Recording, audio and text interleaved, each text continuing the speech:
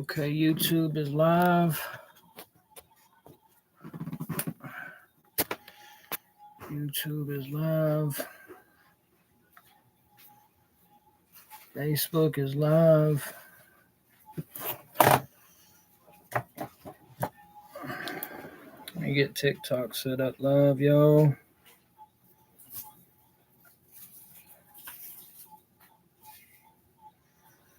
And then I also got to get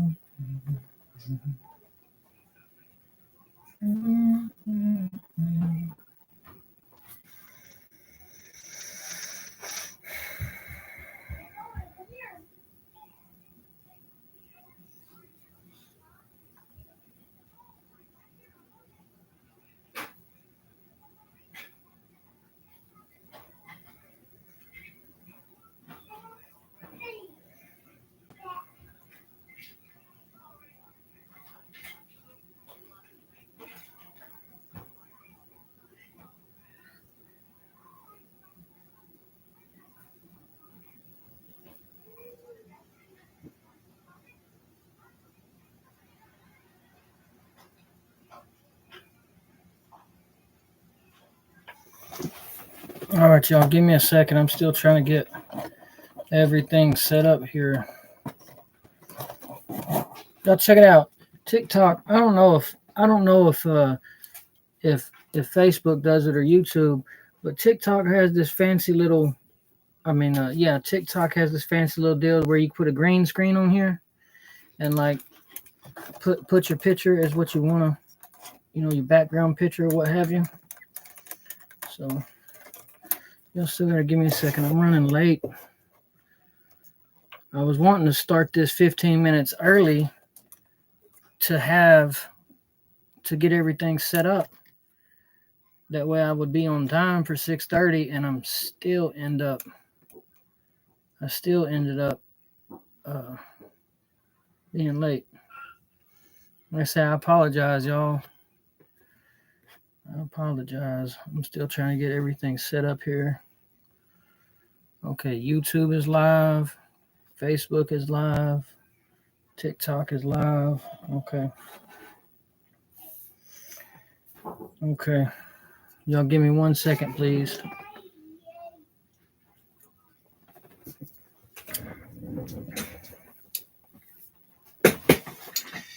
And just in case anybody does have the urge or the want to, I'll put this right here. Just in case anybody does have the want to, the means, necessities to.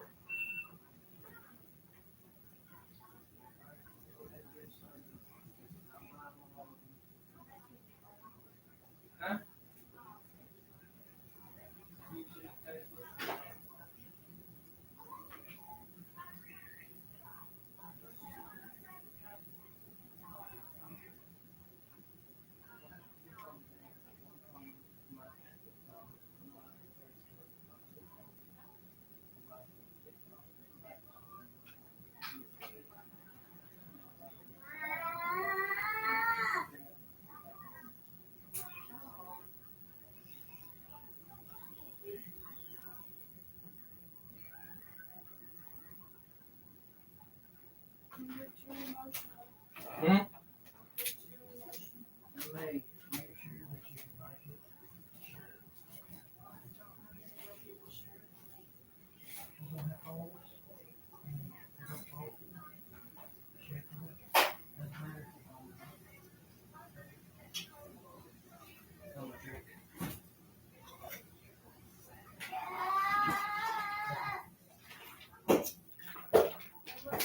Thank you. Okay, love.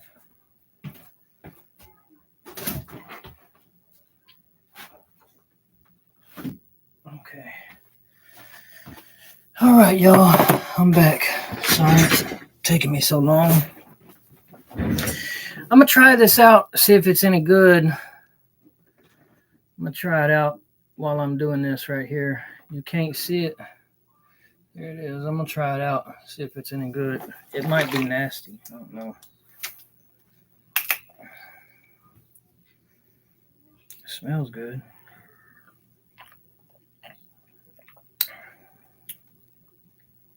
Oh, yeah, I'm buying that again.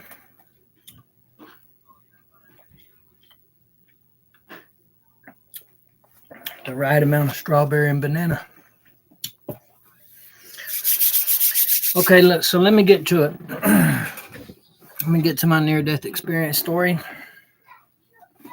It's about time I've done this video. It's been a long time coming. But I gotta move this. And I'm sorry, but I might have to turn this light off. I don't like it.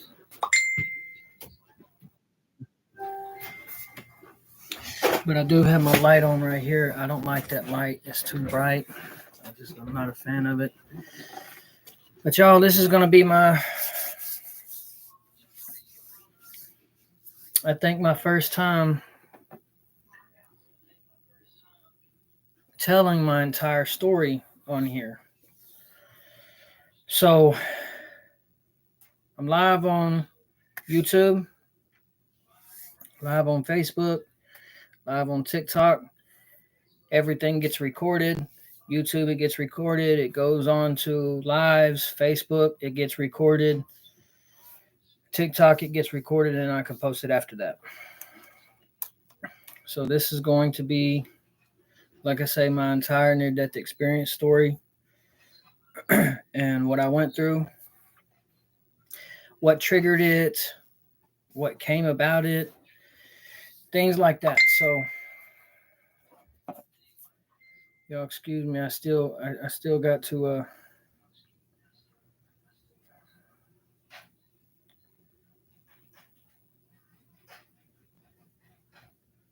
give me 1 second.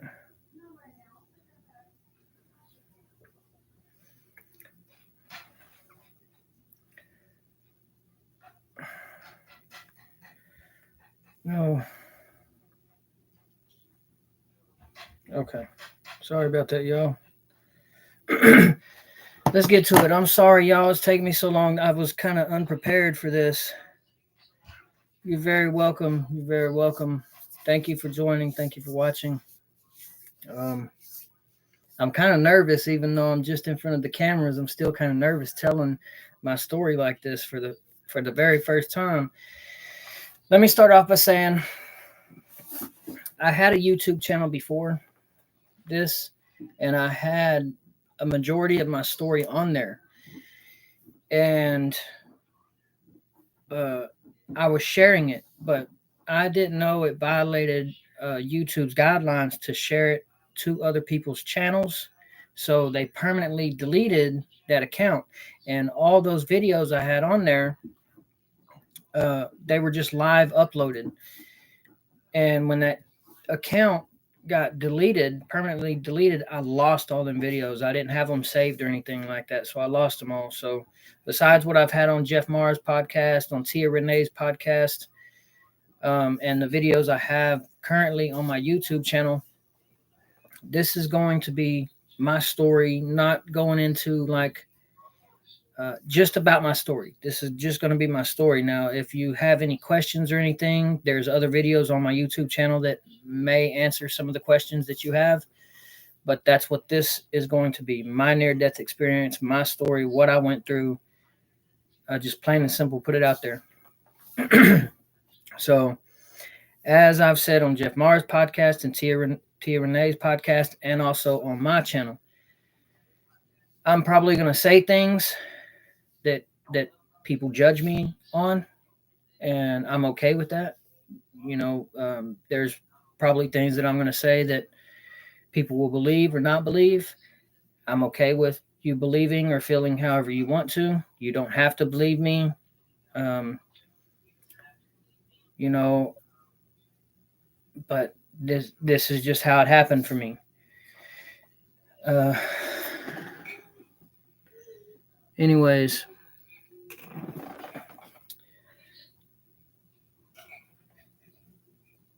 thank you. I appreciate it. All right, so around March 2021 is when I had my near-death experience. Now, I got to back up a couple days before this to give you a little bit of an insight onto what triggered it. Nice seeing you too. Thank you for joining. All right, so this is what I'm going to get judged on. And there was somebody else's podcast that I was going to do before Jeff Maher's podcast. She was the first one that I've heard about from my mom. My mom introduced me to all this, whether it was Jeff Maher, Dolores Cannon. I've never heard of near-death experiences, out-of-body experiences, none of these people, nothing, until I had my experience and started to research it because I was terrified. I was terrified when I first had my near-death experience. It was so beautiful and so peaceful, but at the same time, so terrifying. It terrified me. It terrified me because it can't be. It's challenging everything that I believed in, that I thought was real, that I've heard throughout my life. It challenged everything, who I was as a person, who I was as a human. It challenged everything I believed in. So I was a drug user. And I was using a specific drug that, to my knowledge, was ecstasy. And I kept hearing two words pop into my head. What's next? What's next? And I didn't know what they meant, where they were coming from. These two words, what's next, were just overpowering everything in my mind. And maybe for days, weeks, months, I can't tell you how long I kept hearing these two words, what's next? And eventually I found out what those two words meant. They were me questioning what's next after I die. Because for a long time, I was afraid to die. I was terrified because I didn't believe in God. I didn't believe in life after death. I didn't believe in that stuff. There was just everything that I've heard or ever seen.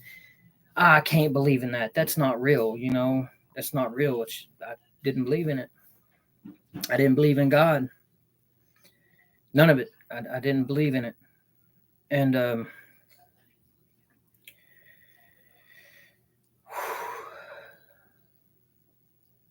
I was using ecstasy. See, this is the reason I don't like TikTok. Monitor freedom of speech. You monitor freedom of speech. That's cool, though. That's cool. That's cool. Monitor freedom of speech. That's cool. It is what it is. But anyways, so I'm using ecstasy, and these two words, what's next, are popping up into my head, and I have no idea what they meant. Well, I eventually found out that they were me questioning what happens to us after we die. What happens to me after I die? So in this very room that I'm sitting in now, I was sitting against this wall, and I was sitting in the floor, staring at the wall across from me. I'm trying. It's been a while. But anyways, I'm staring at the wall, and I kept hearing, like, I know you've seen scary movies where like there will be ghosts talking and their mouths will be moving 1,000 miles an hour, and you can hear stuff, but you can't tell what they're saying. Like the words are scrambling over each other.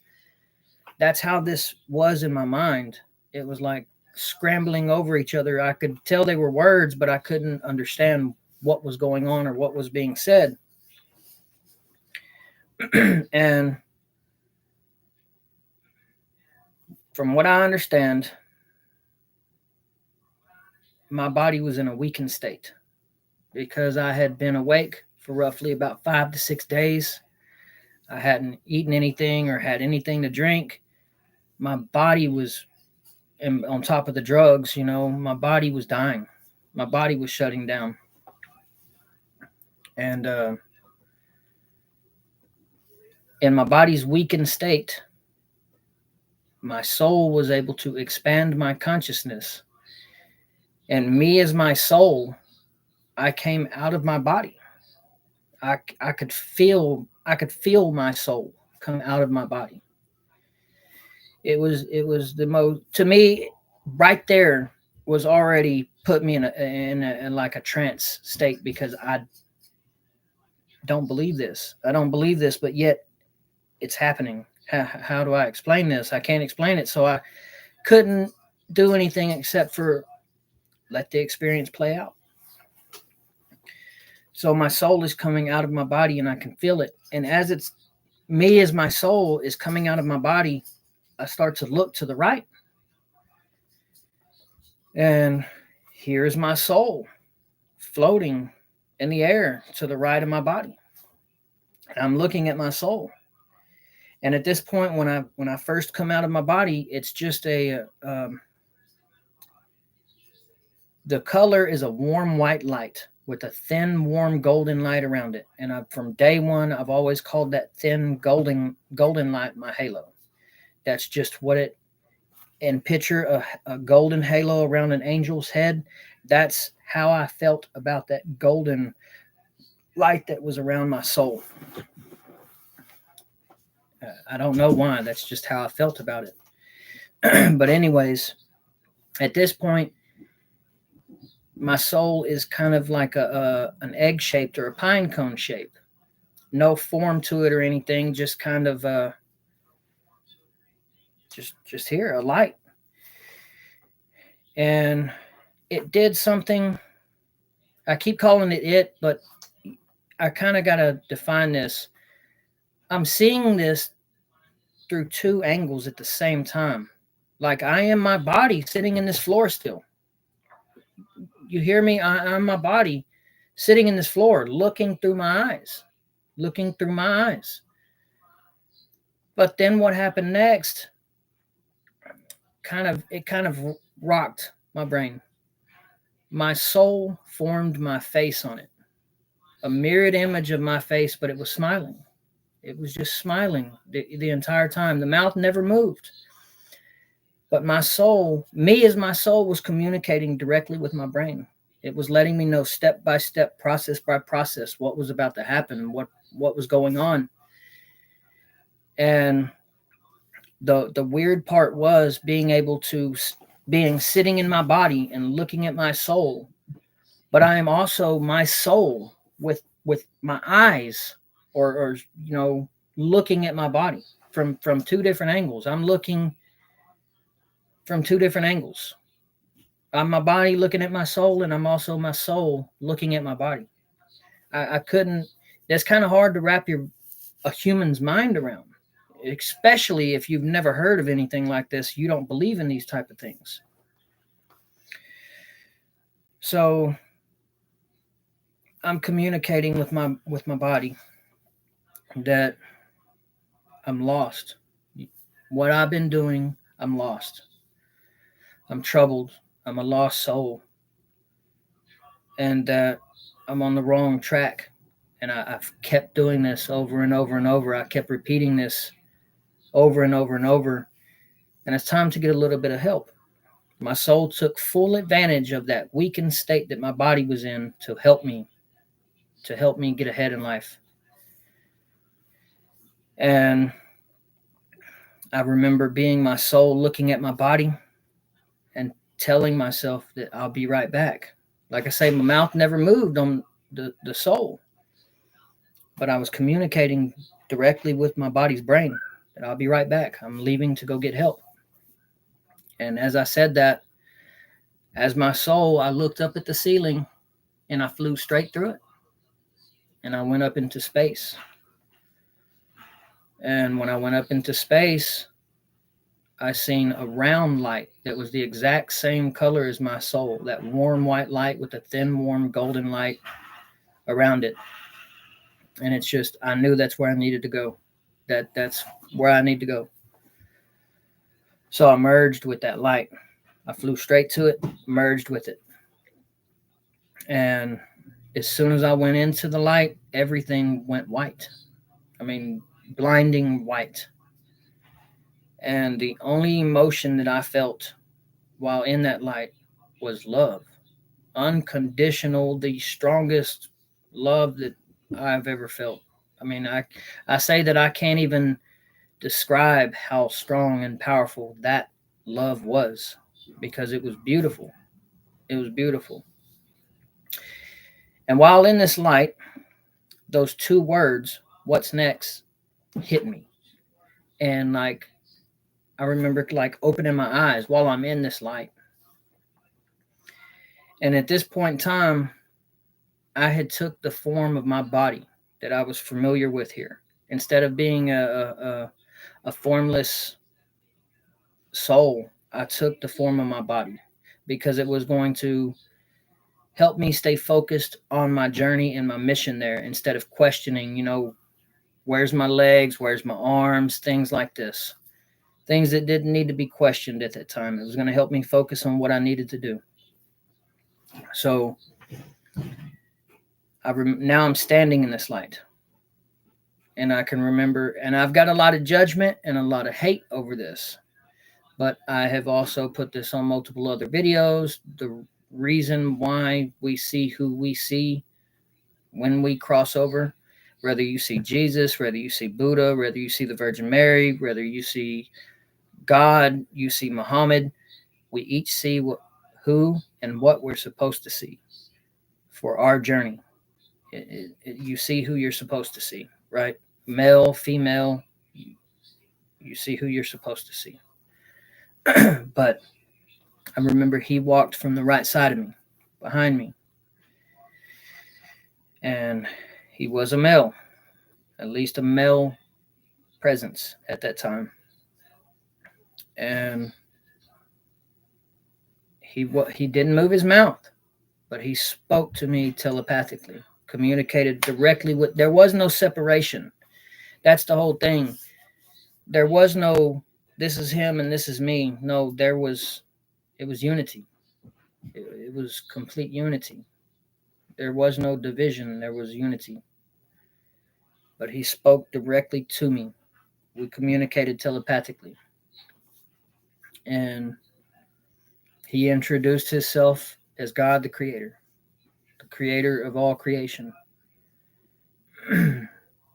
And he didn't say just God or Jesus, God the creator of all creation. There's like an emphasis on that part.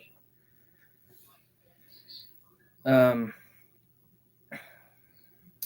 and how I explain the way he looked, he had long white hair, long white beard, like a cream colored robe tied with rope, and like sandals.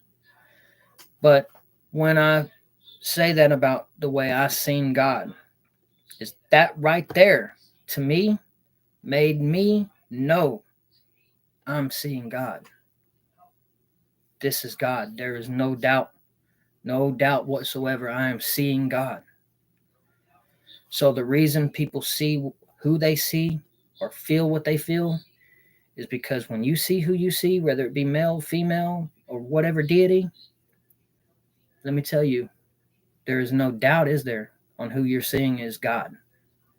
God has all forms. All forms are God.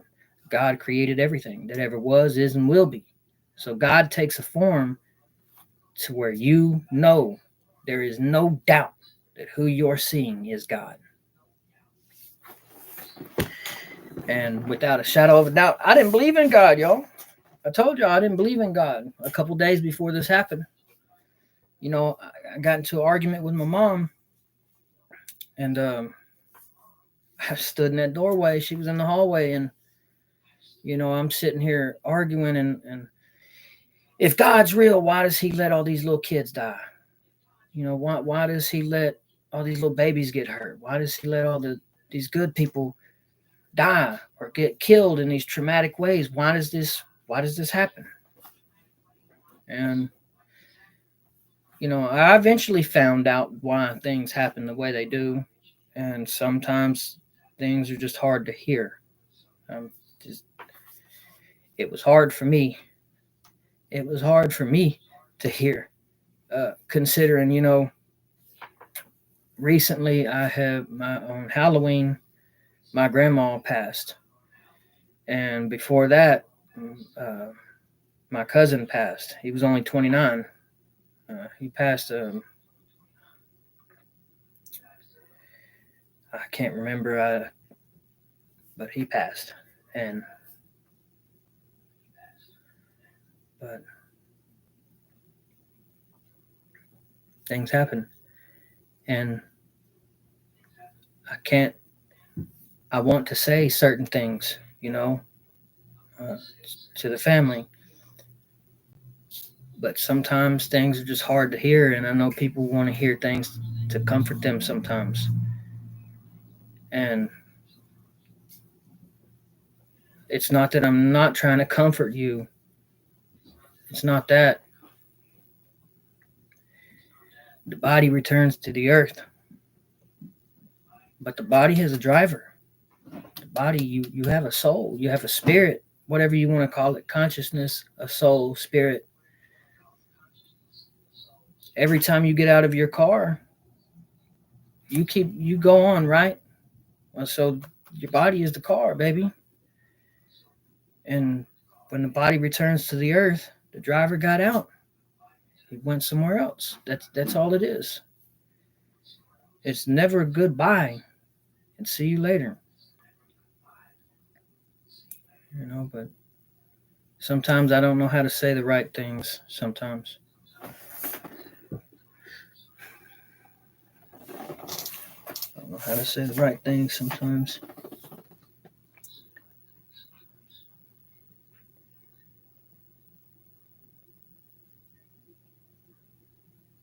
it could be mine. Mine keeps saying slow connection. I'm hooked up on the Wi-Fi, but it probably is because I have three different deals going on here. Actually, four. But I'm sorry if anything. Everything will be uploaded onto YouTube. Whoa.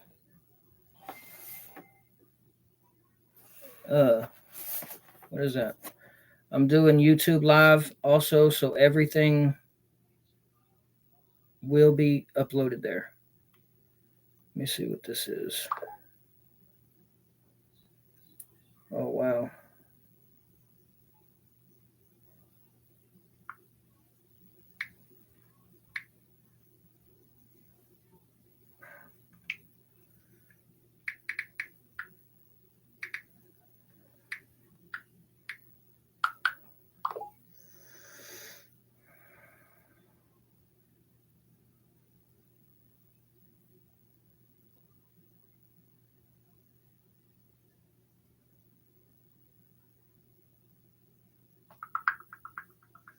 I'm sorry, y'all. It's my mom sent me a picture of her face. She has a big knot on her face. I don't know if y'all can see that.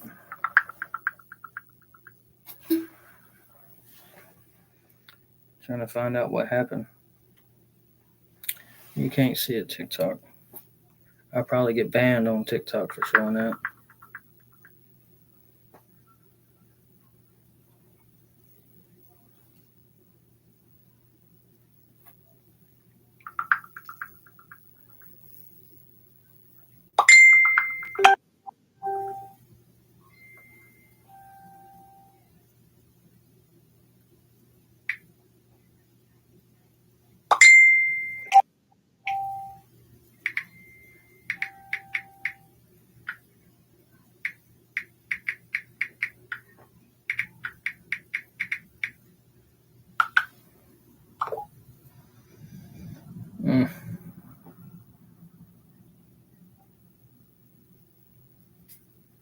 She fell at work.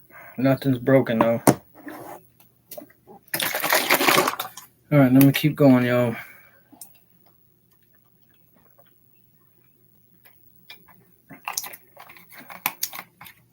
So I'm standing in this light. God walks over, introduces himself, and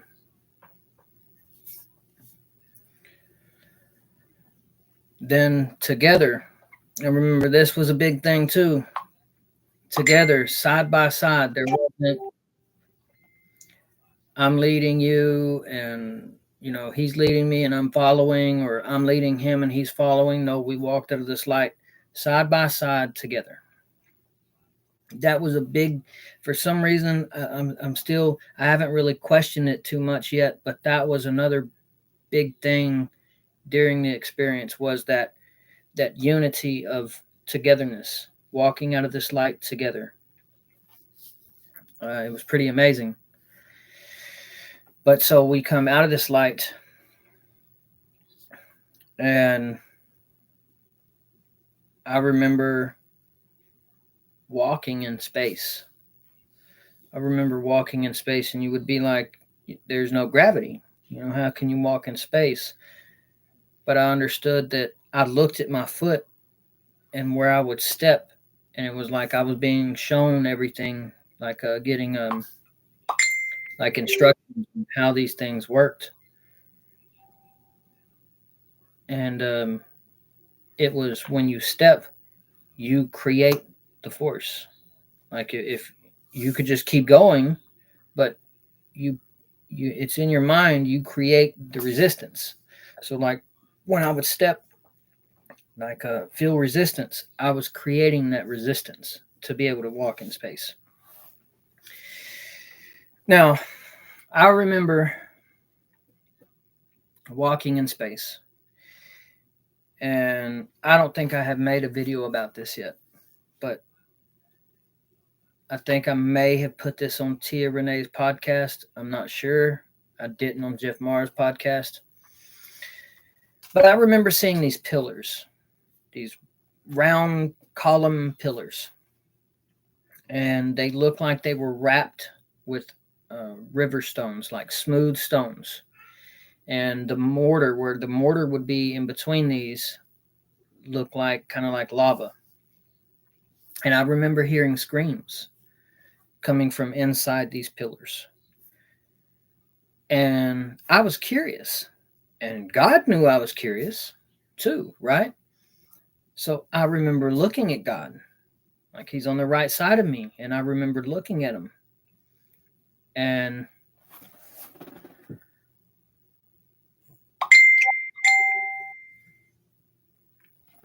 I remember looking at him. And he told me to look. Because I was curious. I wanted to know what was in there. I was curious.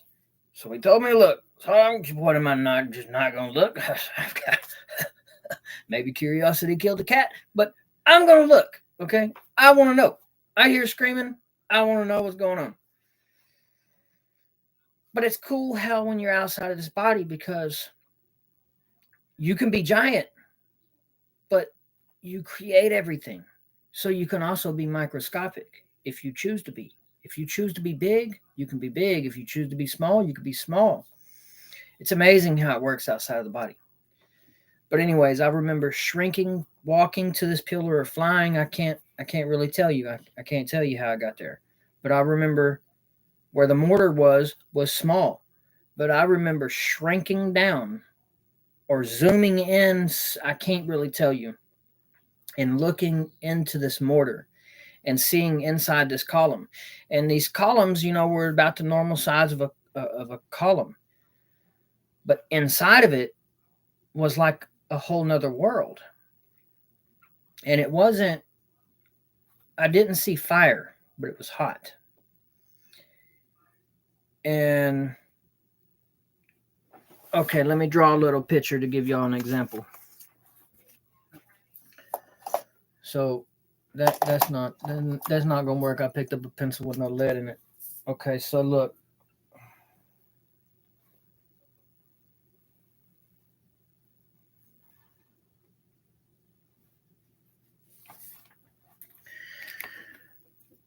You can't see it, TikTok. You're going to have to watch it on Facebook or YouTube.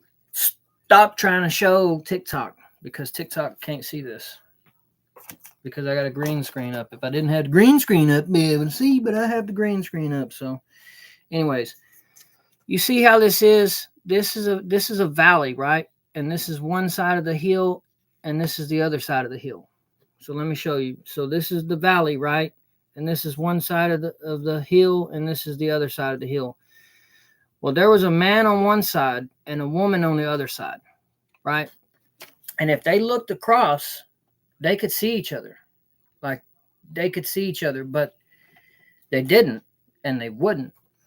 Because what was happening is I was shown step by step process and detail by detail what was going on in here. It was a soul that was creating their own hell.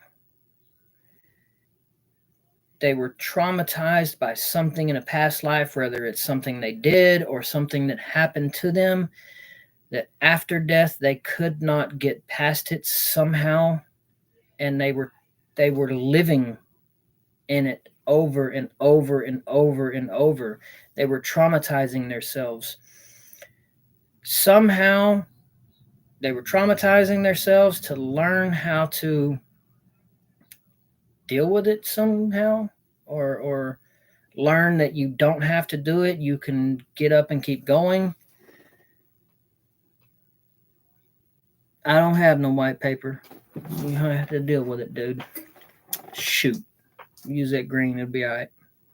Anyways, but that's what it was. They were traumatizing themselves because, like I say, if they looked across, they could see each other. But they won't do that. They can't do that because whatever they were dealing with, nothing else. They would see nothing else. They wouldn't even realize that they're on that cliff or in that place, because whatever that they're dealing with spiritually or mentally has them confined to their own creation of hell. But that was that. And so I eventually, over the years of learning and researching, because I've called myself a channel. I've called myself a channel because that's kind of what I was told that I was, and that's kind of like the new age thing of spirituality, as being a channel. But I was always told that I was going to start walking to help people, and it just hit me the other day. And I didn't know where I was going to go, or when, where, nothing. I was just going to be told to start walking, and I had to go. But I found out the other day that maybe it's not going anywhere because I walk. And when I walk, my channel opens, especially when people have questions and you're the right soul and it's the right time. My channel opens and I'm able to answer questions. So the name, the Walking Prophet, hit me because to me, it fit who I am. It fit who I am and what I am, the Walking Prophet. So that's what I changed all my names to, is the Walking Prophet. Because if you see me a lot of the times in my videos, when I am talking, I'm walking, unless I'm doing these lives where I have to sit at my desk, Anyways, get on with the near-death experience.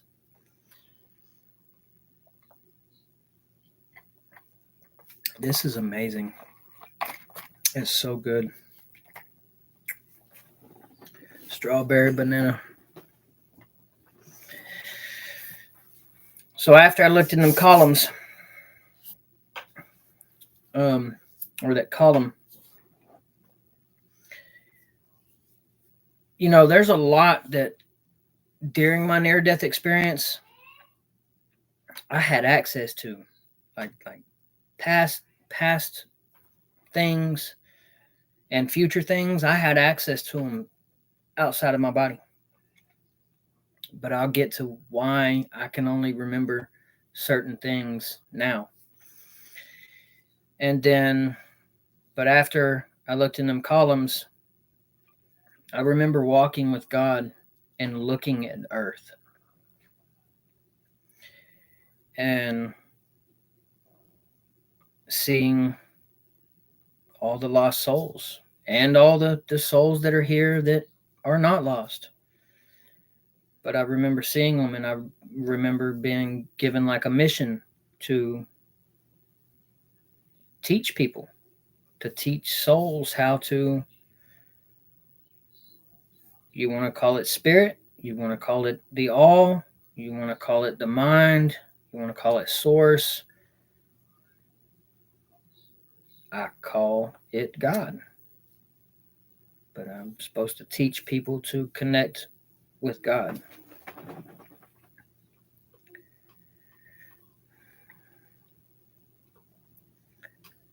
I can try. At the end of the day, there is a lot of things that happened during my experience or right after my experience. And like I hate to admit this, but you would think my near death experience would have been the last time that I used drugs, but it wasn't. I struggled with it, but I still continued off and on to get high. I still struggled with it. But now I can say that I've been sober long enough to where I lost count on how long it has been that since the last time I've gotten high. I've lost count. So that is a very positive thing for me, considering I can't remember when the last time I've been sober for that long was. So that's a good thing. I don't drink. I smoke cigarettes. That's it. I don't drink. I don't smoke weed. I don't take any kind of pills. Nothing. No more. I've had enough of it. Yes, yes, yes. And, but coming to the drug aspects, there are parts of my near death experience that it kind of awakened my eyes to drugs in general and alcohol. Thank you. But it was like, so firearms. I open carry or conceal carry mainly anywhere where I go. It's just what I do. I want to be able to protect me and my family. And not just that, I like GUNSs, you know. So, um, but anyways, one person can pick up a gun and do the right thing with it, you know, and never have a problem with it. But then you can also have another person pick up the same gun, go out there and do something pretty bad with it. Well, I view drugs and alcohol almost the same way because I've known functioning drug addicts and functioning alcoholics that they may drink or do drugs, but at the end of the day, they're all their kids are taken care of. They have food. They don't lose their cars. They don't get in no wrecks. They're kind of responsible as you can responsible as you can be. But then when somebody does do something bad, whether it be under the influence of a narcotic or alcohol, people want to blame the drugs or alcohol. But at the end of the day, you can't necessarily blame the drugs or the alcohol because there's also a lot of people out in the world who do those same drugs or that same drink and don't do those things. So at the end of the day, you can't necessarily blame the drugs. The person theirself has to be held responsible. That's like saying this gun went out there and did something bad. You can't blame the gun. That that gun didn't do anything. It had to have this kind of influence. You see what I'm saying? It had to have influence. The same thing the drug. The drug didn't do anything until It was introduced to a person's body, and that person still made a decision thereafter what to do. Good. I'm happy. I'm happy about that. Congratulations to you. And so let me get on with a little bit more of my experience. It's not too much more after this, really, because something happened. The reason why I couldn't explain a lot more of this experience when I came back here. So after I seen them pillars, and after we was looking at Earth, me and God, pillars. I looked in one pillar, but I seen multiple pillars. Anyways, looking at Earth, I seen two past or three past lives that I've come to know now. And I found out how a soul gets age, because a lot of people, a lot of near death experiencers will say that time doesn't exist, right? Time doesn't exist, or that um, it just doesn't exist, right? Well, while we're in physical matter, I see a clock counting on YouTube. 47, 18, 19, 20, 21, 22. On Facebook, there's a clock counting. TikTok, there's a clock counting. Spiritual world, past, present, and future, do all exist at the same time. In pure consciousness, past, present, and future do all exist at the same time. So there is no sense of time. They all exist in the now. But when consciousness becomes a physical matter, that's how time plays a part. That's where time comes into existence, because physical matter needs time to create growth. So you plant a seed today, in a week, it starts to grow. In a month, it starts to blossom. You see what I'm saying? So time plays an important role in physical matter. But outside of physical matter, past, present, future do exist at the same current moment. Okay. Now,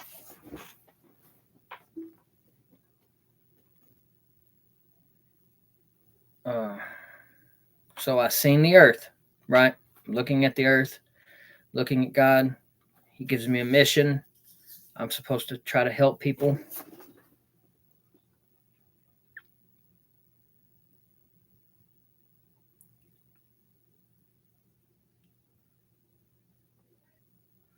Okay. I'm supposed to try to help people who are lost, like me. But the whole thing is okay. When my mom first introduced me to Dolores Cannon, there's a video on YouTube. I seen the video, but I now have the book. But it is this book here. Where is it? The 3 Waves of Volunteers in the New Earth by Dolores Cannon. I was watching the video, and I don't know how much of it I actually watched. I know I didn't watch that much of it, but I was watching it to the point to where she said that she would do these hypnosis on people, and she would get them into these trance-like states, and then these entities would start channeling through these people, and they would give her a piece to the puzzle. Every time she would channel them, she would get another piece to the puzzle. I immediately turned it off and couldn't watch any more of it, because when she said that, that's almost identical what I was shown, what I was given, but I wasn't given a puzzle piece. I was given the entire puzzle put together. Like, I could see puzzle pieces, and I could see the big picture, right? But the whole thing about that is when you have a puzzle piece, you can see the picture on it, right? And you can see the shape of it. And then you can look at other puzzle pieces, and you know by looking at this picture and the pieces, the pictures on these other ones, and the shapes of them, why they fit together. That was the biggest thing for me in my experiences. I was given this puzzle, but with no knowledge of why these pieces fit together. So my job has been for the past almost 4 years, my job has been slowly deconstructing this puzzle and finding out why this piece connects to the pieces around it to make this big picture. So, because I cannot teach anything that I do not understand, I must first understand what it is that I'm to teach so that when I do teach it, I can teach it correctly. But at the end of the day, there's a big thing that I was shown in my experience, and that is free will. See, we have this wonderful thing called free will. Humans, anyways, have a wonderful thing called free will. So, if somebody tells me to do something, I have two choices. I rather do it or I don't do it. That's free will, baby, right there. You see? So, free will means you get to choose whatever it is that you believe in, whatever it is that you do, whatever it is that you want to drink, smoke, eat. Free will. Well, that also goes with spirituality and all these things too. Aliens, God, Satan, heaven, hell, whatever you believe, you create. You are a creator of your own reality. Why? Because that's what you believe with your free will. You believe that with free will, there must be something in this reality that you want to experience it for a reason to experience it. So if that's what you believe, you create it with your free will, you'll experience it because it's what you believe. Um, Anyways, let me get on with that. Now, I was told I'm going to come back to Earth, right? And to teach people about how to connect to God or source or all, whatever you want to call God. I call God the way I call him, God. To teach people this, to teach people reality, to spread the word. And at one point in time, I was going by unknown anonymous because people, and I was wearing a mask because people are going to see me. They're going to judge me on the way I look. They're going to judge me on the way I talk. They're going to judge me on my name, my age, my background, things that I've done. They're going to judge me before they ever even listen to me. They're going to judge me. But you can't just look at me and see what I look like. You can't just hear me and hear how I sound. You can't look at my past and then judge everything that I'm going to do based on my past. I mean, you can if you want to, but that's what I was trying to avoid. I was trying to avoid people judging me on these things. And even knowing my name or what I look like, I was just trying to get you to hear me, hear what I say. And it's not even about me at all. That's why I wanted to remain anonymous or unknown, because it's the message that I have to give. It has nothing to do with me. It's just the message. I'm just a messenger. I'm just a prophet, a walking prophet. That's what I'm here to do. I'm here to spread a message.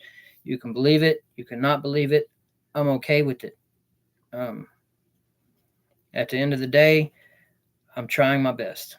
I'm doing everything I can. I haven't watched her yet, and that's the reason I haven't is because I needed to make this video. I needed to make this video about my near-death experience. My near-death experience, the actual near-death experience part of it is not that long. But what followed after that in researching and channeling and communicating with God and listening to God, opening myself up to God and letting God answer some of the main questions that I have is the reason why I am where I am today, and that I know the things that I know today.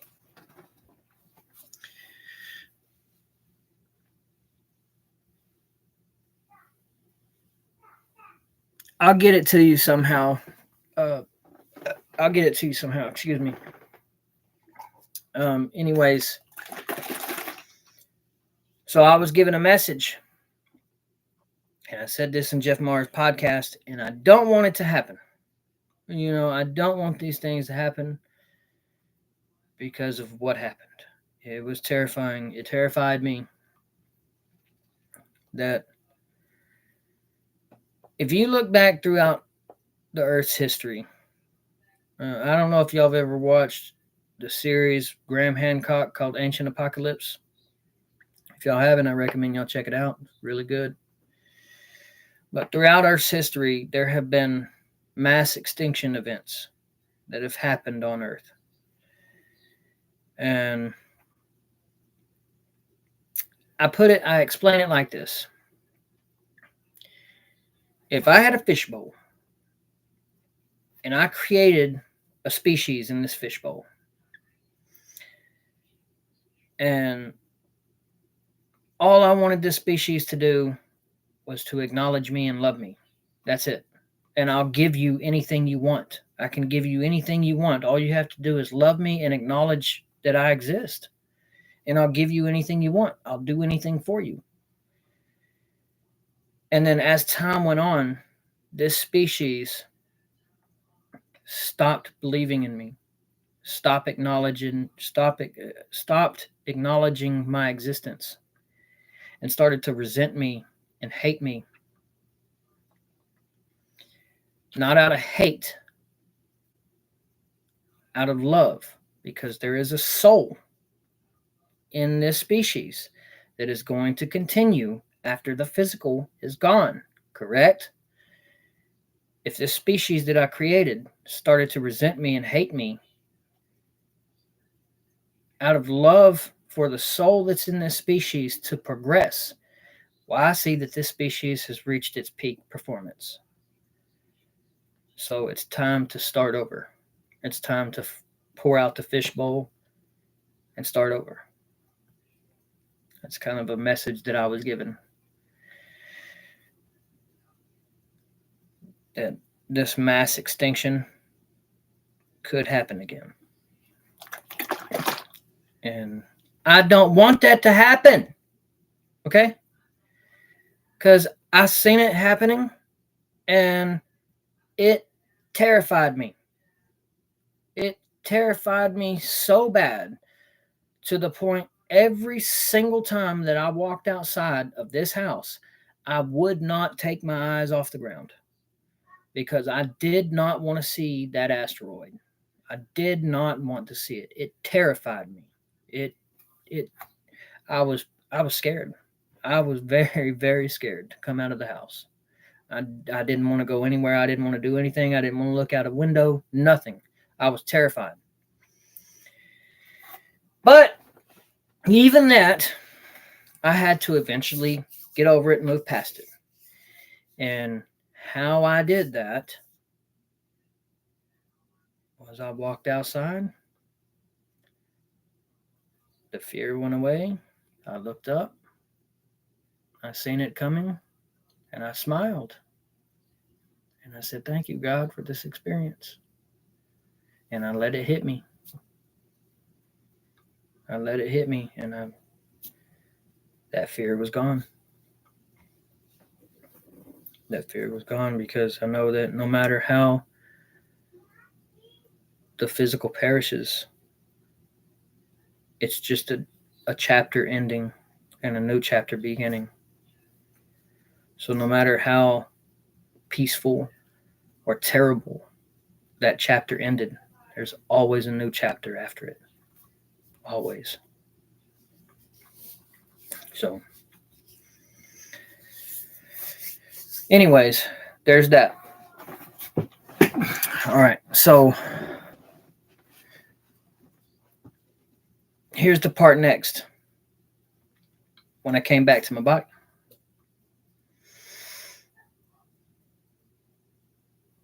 Oh, hold on. Y'all, I'm so sorry. I left out a big chunk of my story. I just realized I left out a major part of my story, y'all. I'm so sorry. I forgot. I don't care that this live is going to be long. It's fine with me. I want to get this story out. I'm sorry, y'all. I left this out.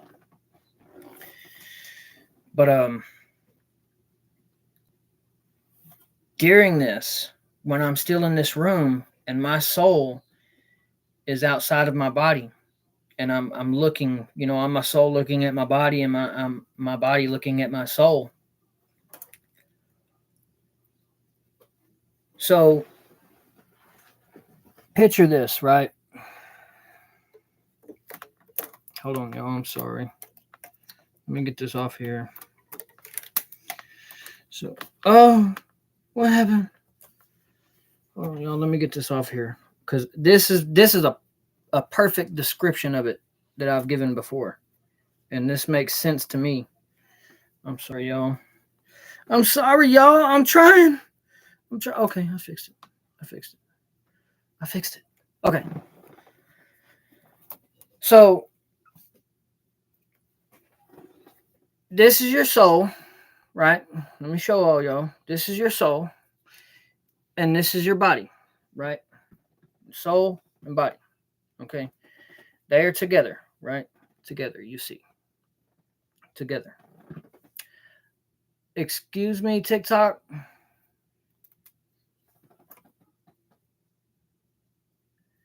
We have detected inactivity. What?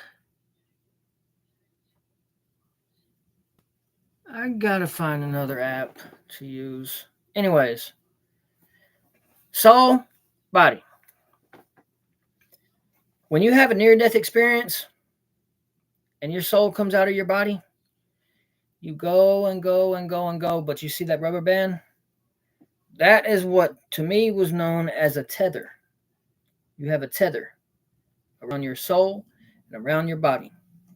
So when your soul comes out of your body, you can only go so far before that tension pulls you back. You can only get so much access to so much knowledge, data, and so forth and so on, stuff like that. So, for my soul to be able to do what it was going to do and go where it was going to go, I had to do something a little different than what I've heard. And since I've been doing my research into near death experiences and out of body experiences in the past couple years, I did something that so far, I mean, I'm not saying that there's not ones out there, but so far I haven't found one. But then again, I haven't necessarily looked for this specific type of thing either. My soul needed to completely detach from a form on earth to not have that tether. Well, what that means is you won't have a near death experience or an out of body experience.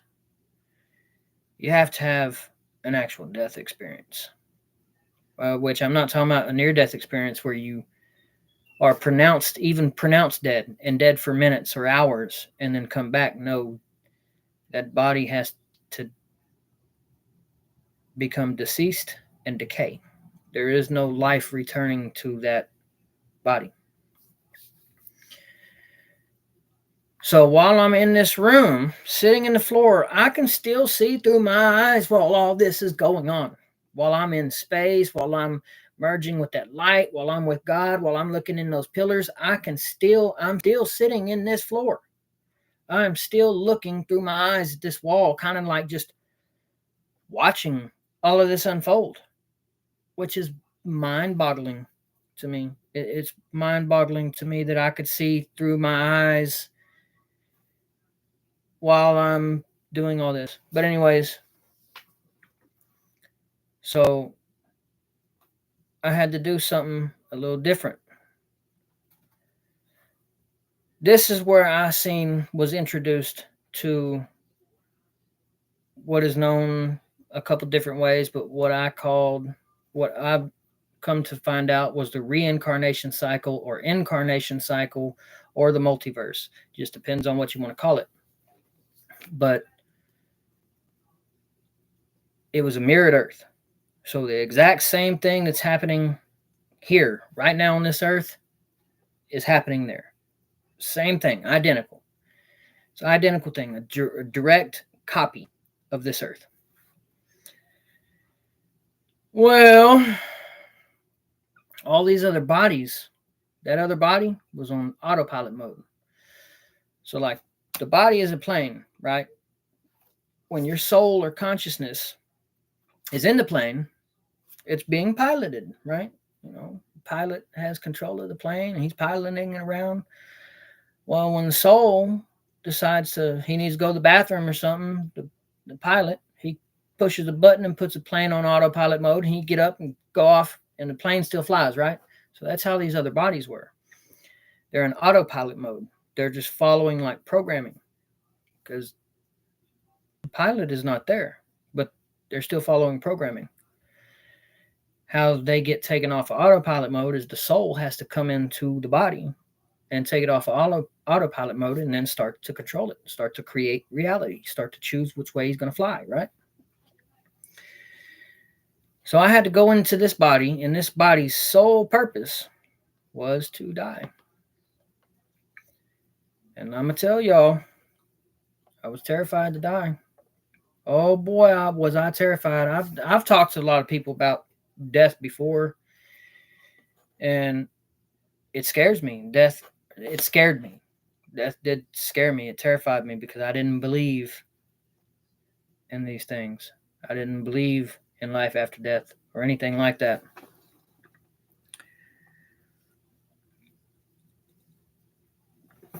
Anyways, I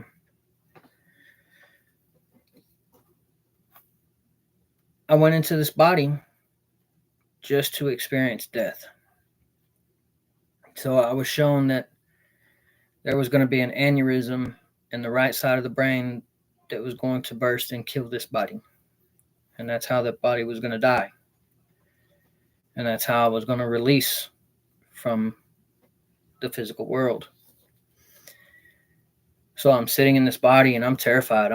I'm crying, uncontrollably crying, and I'm scared. I'm terrified because I'm being shown that I'm about to die. I'm about to die. There's no way around it. You're about to die.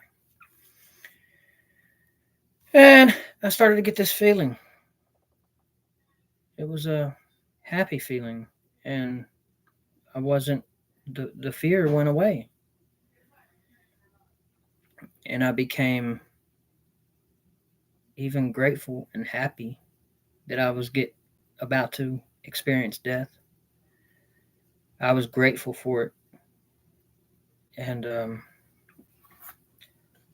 I said thank you for letting me experience the gift of death. And I had to say 2 words. I had to say, I'm ready. And as soon as I said, I'm ready, boom, the aneurysm burst. And I could feel it. I could feel it spread. I could even, this is crazy to say, but I could hear bubbles, like small bubbles. I could hear bubbles in my brain. I can't explain that part, but I could hear like bubbles in my brain when that aneurysm burst. And immediately after it burst, I came out of that body, and I got to watch the entire process of, me being found. There was a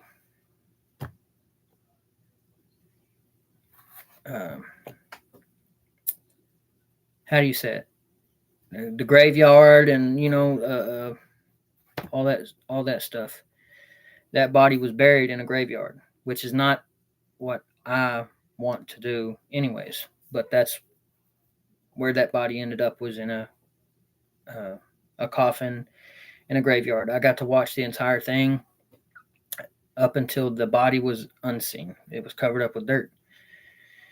But another crazy part about that is I got to go into everyone that I knew and feel their emotions.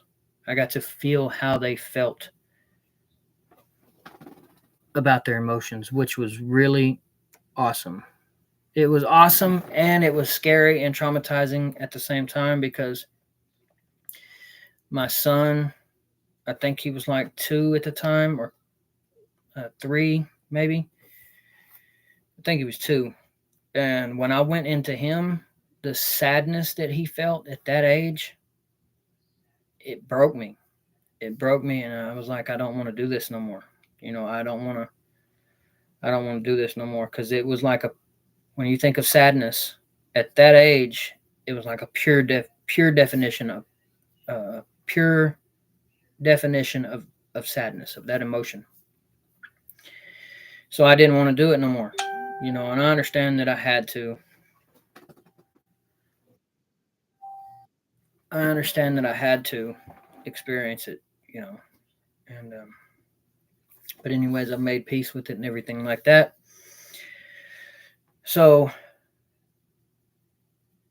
I keep rocking and rolling on, and after that death, I had to let y'all know about that part because that was a major part in my near death experience and a reason why I had got to access certain things outside of the body that I got access to.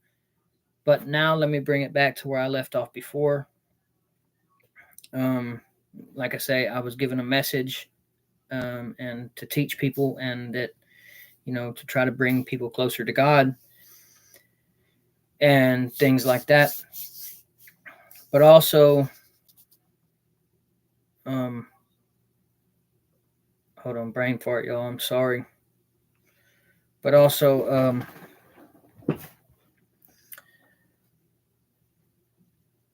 oh my Lord, brain fart. Anyways, this phone is horrible.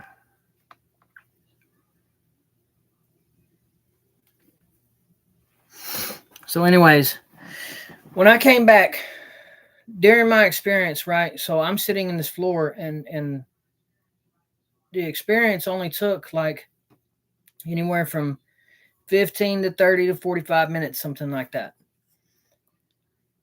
But what I seen is I was outside of my body for hundreds of millions of years because what I found out gives a soul age is physical incarnation.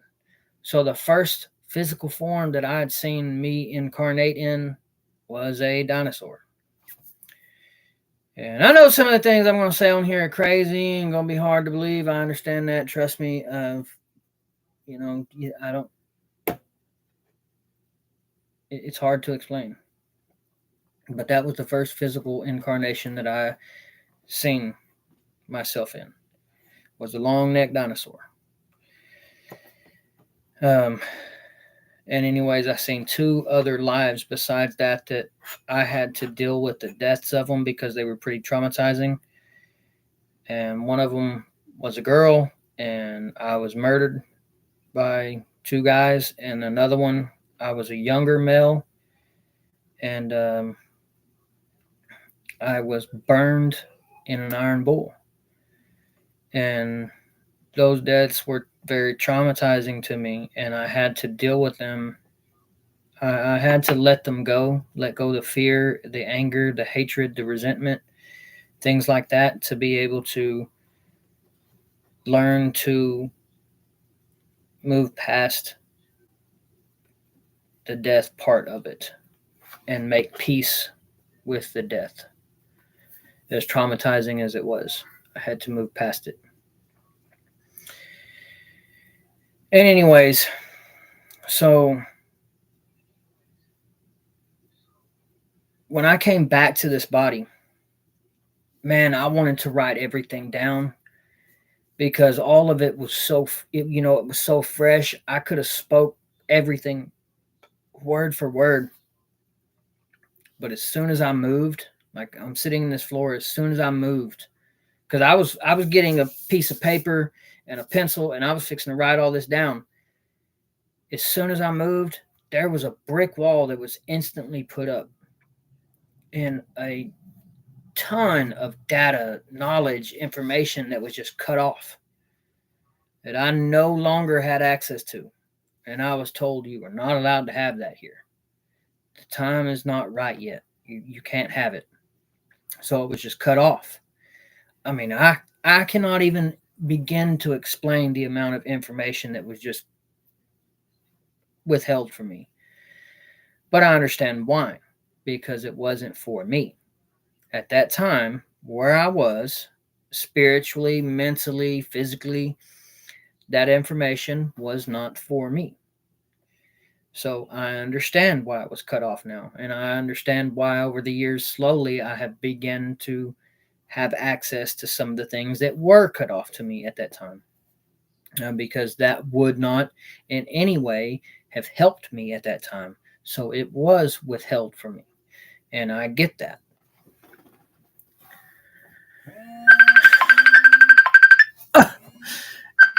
Give me 1 second, y'all. Give me 1 second. Hi, Daddy. Hello, little guy. What are you doing? I'm a picture of your project. And you know what? You have a picture of our project. I seen your Minecraft turkey. It was pretty cool. He did a good job. I mean, I Yeah. helped, obviously, but he colored a lot of it. You did a good job, Bubba. It looked pretty cool. See? I'm pretty proud of it. I think we did pretty good, bud. Yeah. Calm down, heathen. Calm down. And everything went well at the dentist. He's got a tooth that is, what did he say? It's not like the other ones. It's doing something else. Mm-hmm. But he doesn't know if it's necessarily gonna like turn into a cavity or if it's just weirdly shaped. Because it's a baby tooth. Right. He just wants us to watch it, and it's on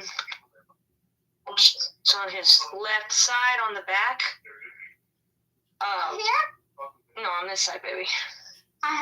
Yeah, I think the bottom where he doesn't have a cap. Second to last one, I think. He wants me to start like putting toothpaste on his floss and putting it there. Mm-hmm. Just in case it's a cavity. Okay. Trying to start. Yeah.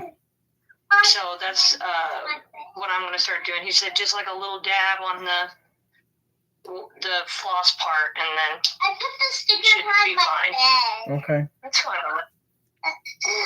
So that's what I'm going to start doing. If you could also do that on the weekends. Can I do this one? No, that'd be throwing trash back there. I'd have to get it out. Heathen, go ahead, throw it, because I'm going to make you get it out. All right, that's cool. You gonna clean it up. I ain't a maid. I love you, big booger. I love you. Your turkey was pretty cool, dude. Yeah. I have these pajamas on again. He insisted on I wearing see those them again. pajamas. They're pretty cool. Ones, but he wanted those, so. Yeah, they're pretty cool. Like these ones, they're a little on the small side. Yep. They just fit it. Yep. He got excited because he got to get picked up early from school. I bet he did. I think every kid liked that, and he was like so excited. You came to get me. Mm-hmm. Yeah, I want to get picked up at the car. Yeah. Cool. And I walk to the office, and I got to leave my mom. And he still got to do recess, because when I told him I was picking him up early today, he's like, yeah, but I want to do recess. And I was like, well, bud, I think you'll do it before I get there. I think you're going to make it. Yeah. And I did. And you did. Well, good. At least you got to play at recess. Oh, and he told me today that he don't want to eat the school lunch no more. He wants me to pack his lunch. Okay. So he ate 2 days, though. Mm-hmm. So maybe I'll pack it on Monday and Friday or something, and then he can eat school lunch. Yeah. something. But he got in the car today and he goes, I want my lunchbox back. And I was like, well, I want to eat my lunch for 10 days. Yeah, my lunch. You don't even go to school for 10 days. You go for 5. Crap. Mommy forgot how long you went to school, too. You only go for 5 days at a time, bud. No, I don't. Yes, you do. Today. No. Yes. That would be barbaric. I go to school 10 times. You got to understand numbers. You can count now, but you haven't quite got the gist. I can't count to 100. Can you show me here? What is with you and your obsession with counting to 100? Because I just don't know. Well, me counting's not going to teach you how. Please. I love you, Goober. But I know how to count to 100 now. You know how to count to 100? Well, I don't remember, though. Oh, you don't remember? What a coincidence. Need to get you some flashcards. Hey, chill. Why do you get so rambunctious once we're in the bed? Being so calm, and then all of a sudden it's like he gets this burst of energy. Dwayne. After telling me he's tired. Dwayne, calm down. It's bedtime. Chill. Well, tell Daddy night and stuff. I love you. Bye. I love you, Bubba. Good night. Talk to you tomorrow. Till tomorrow. Love you. That's my big guy. All right, hold on, y'all, so I don't get to have them no more, so.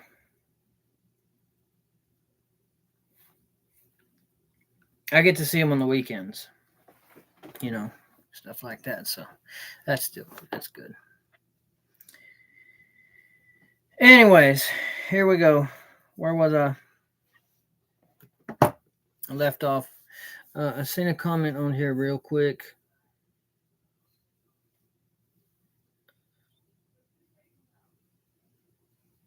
Again. That I'm not. I think I had to make peace with it because it was hindering me back from growth. It was holding me back from progressing. So it was like keeping me in a repeating loop, not making peace with it. So I think I had to make peace with it to where I could, instead of kept backsliding and doing the same thing over and over again, make peace with it to where I could, okay, now I can move forward. That's really how it felt to me anyways. So when I came back here, like I said, I wanted to write everything down, and there was just a lot of information that was immediately cut off. But I did eventually write a few things on Facebook that at first glance they were so compact and like confusing that I'll eventually have to make videos on them and deconstruct what I wrote, because I compacted so much into, I could take one sentence and turn it into pages. That's how condensed I had to write it, because in my mind, I could clearly see it, but I had to realize that other people reading this are not going to see it the way that I do. So I have to eventually go back and explain more. So I wrote these things. But anyways, that's not where the experience kind of ended. While I'm sitting in the floor, and I'm back in my body now, and I'm still sitting in the floor, and I'm kind of trying to digest all of this that just happened, and I'm still very connected with God at this point in time. I think it happened in 2021. It could be 2020. I'm you would think I would remember, but I'm pretty positive it happened in 2021. It could have happened in 2020, but I'm pretty positive 2021, which for some reason I'm confused on how I'm not remembering it. It's my own experience, but I'm pretty sure it happened around March 2021. Um, anyways, so I'm sitting in the floor, and in the doorway back, TikTok, you can't see it. I'm not even going to show TikTok nothing. But let me turn on the light for a second, and I'll show y'all. I'll move this camera to where you can see more. And then, of course, YouTube, it's a bigger... It was 2021. That's what I thought. Let me turn on this light.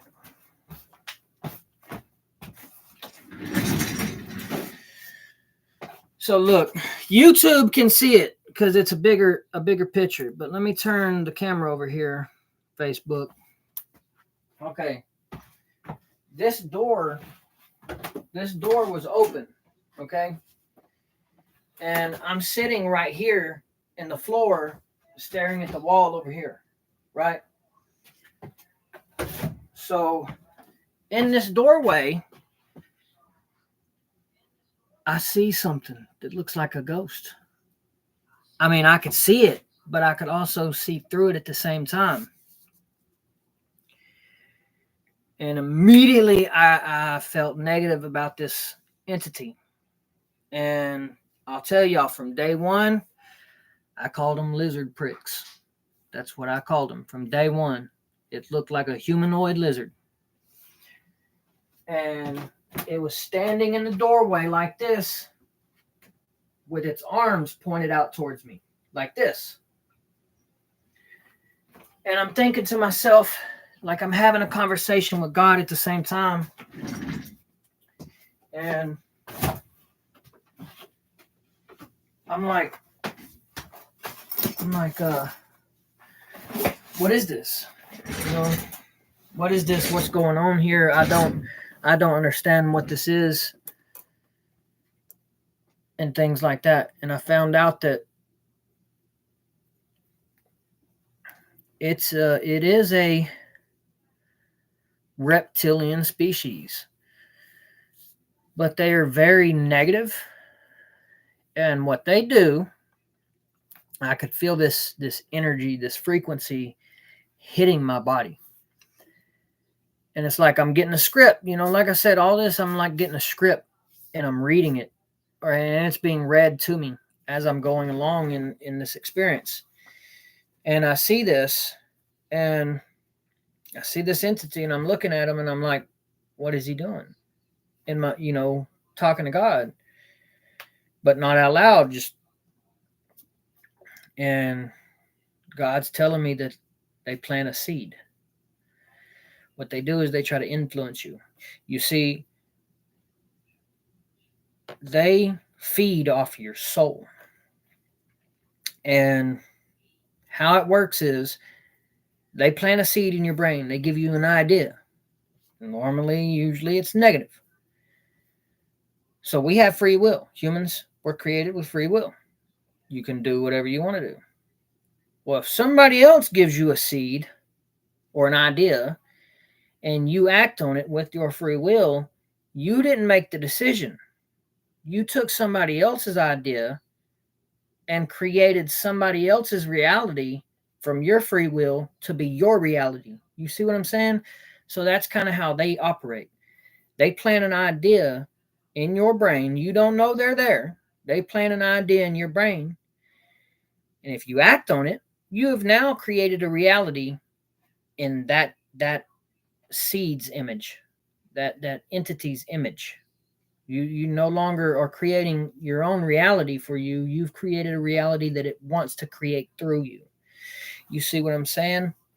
And it gets power off of that because you're creating a reality for that entity to live through you. So there was that, and I was seeing it, and God was letting me understand what it was doing, and that it has been with me since birth. I've actually seen two of them in the past the days that followed my near-death experience.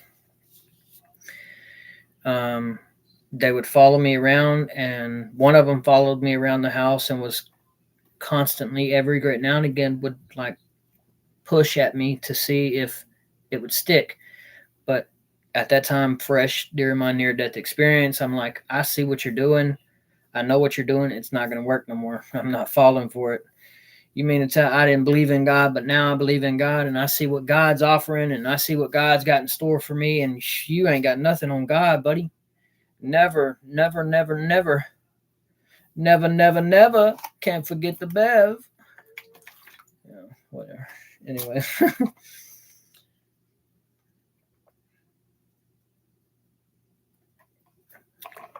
Yeah, this is good. Anyway.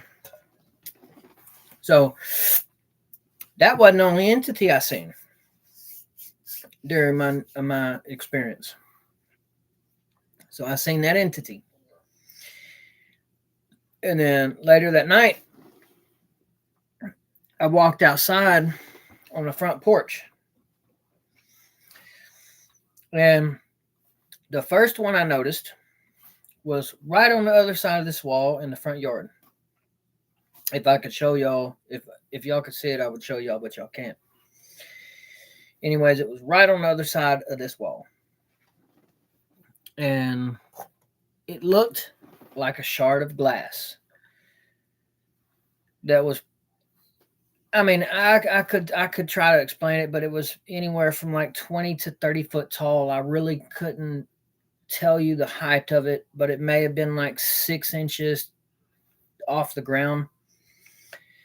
But it was needle thin, and it was slightly angled, and it was slowly rotating, or it looked like it was slowly rotating anyways.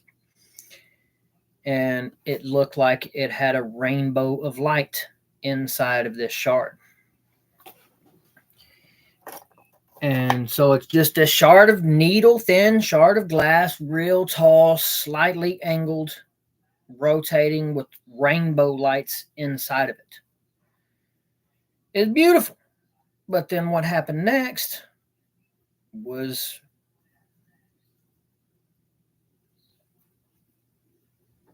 shocking. 3 entities came out of this shard. And when you describe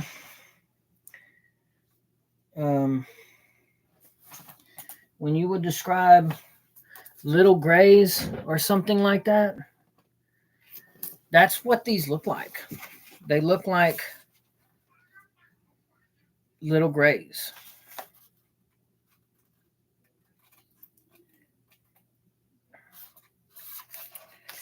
They look like little gray aliens. And, you know, it was kind of, let me see.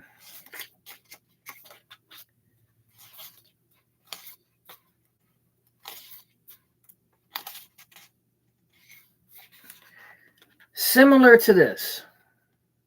Kind of similar to this.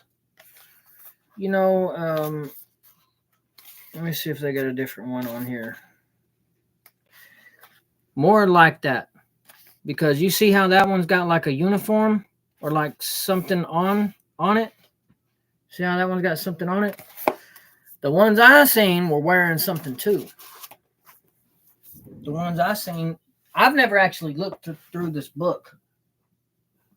That was just the first time, but I know that I had the book, and I was like, maybe I can give y'all some kind of site reference to something similar to what I seen. So, whoa. Anyways, I seen 3 of them come out of that shard.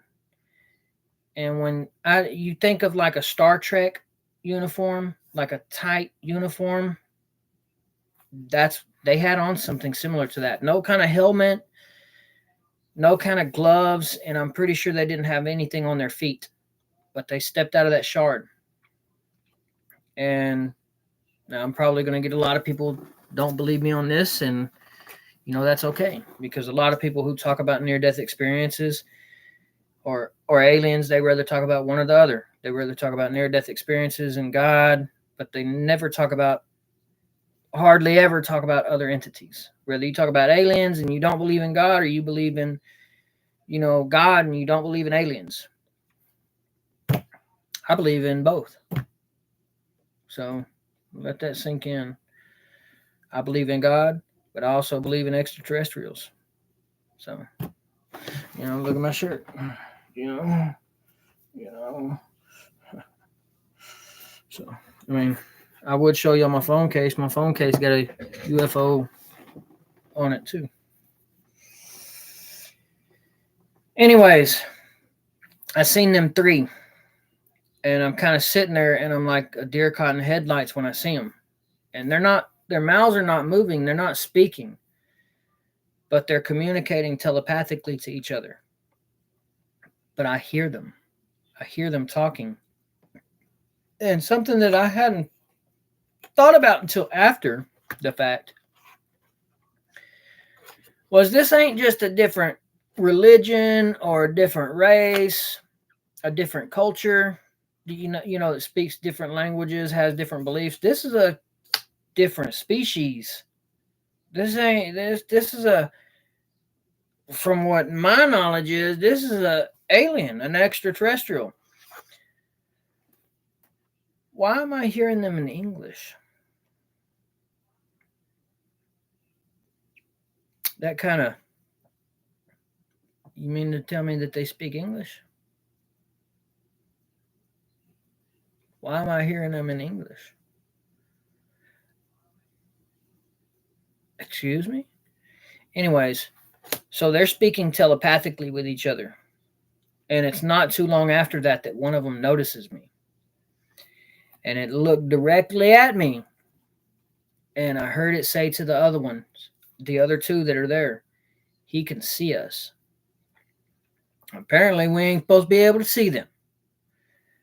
But I seen them. And they went back into that shard. But I noticed the other shards that were all the furthest one I seen was at the corner of where my street and the main street come together. I seen one down there. And there were these little grays coming in and out of those shards. And it's almost like wherever these other ones were going to, it was all connected to the same area or something. But it's almost as if they were telling other ones that I could see them, because there was other ones in these other shards that would come out. And it wasn't like they would look around for me. They would come out of the shard and immediately know where to look, and they would look directly at me and be like, he can see us. And then they would go back into that shard. That was kind of mind-blowing to me, y'all. I'll tell you right now, considering, I ain't believe in none of this. Didn't believe in this stuff, but yet here I'm seeing two different species of two different types of entities in the same night after my experience. And what was shown to me is the reason I was able to see them is because my soul and my body was still in an altered state of consciousness. So I was more understanding and open to things that the human condition usually blocks out. You see them, or filters out, to where there's sounds, there's sights, things that we can't smell, taste, touch, see as human. Unless you're in an altered state of consciousness, then these things become more aware to you. You become more open and alert to these type of things. So that was kind of how it was explained to me, is even though my near-death experience had just got through, because I'm still dying at this point, my body is still shutting down, haven't forgot about that, but I'm in this altered state of consciousness, and it's still fresh and new to me, and still kind of open and alert. I'm able to see these things and hear these things that normally I wouldn't be able to see or hear. I think they were some kind of portal, but I just don't know what kind.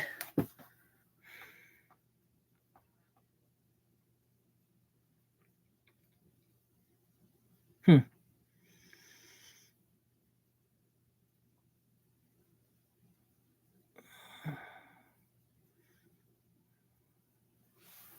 Um, my internet is not working the best, y'all. I'm sorry if my anything's freezing or lagging or anything. But anyways, that was pretty much my near death experience and everything that happened in my near death experience. Um, like I say, my near death experience only lasted between 15 to 30, 45 minutes or so while I was sitting in this floor, but the time that I experienced outside of my body was hundreds of millions of years old, and that's how I figured out how old my soul is that this body that I'm in is only 33 years old, but my soul itself has been physically incarnating and going through physical incarnation for hundreds of millions of years. So my soul has added hundreds of millions of years of time to it by physical incarnation. That's how a soul gets age. Is so outside before you physically incarnate into physical matter, past, present, future all exist at the same time. But then when you come into physical matter, seconds, minutes, hours, days, weeks, months, years, you see what I'm saying? So it starts to put age on the soul. The age, the soul starts to go along with time. It starts to progress or evolve with time. It starts to change. So that's how I found out how old my soul actually was. Is that I've been doing this for hundreds of millions of years and I still haven't gotten it right. That right there was the biggest, uh, the biggest kick in the face. Dude, you've been doing this a lot. You've done this a lot and you still don't get it.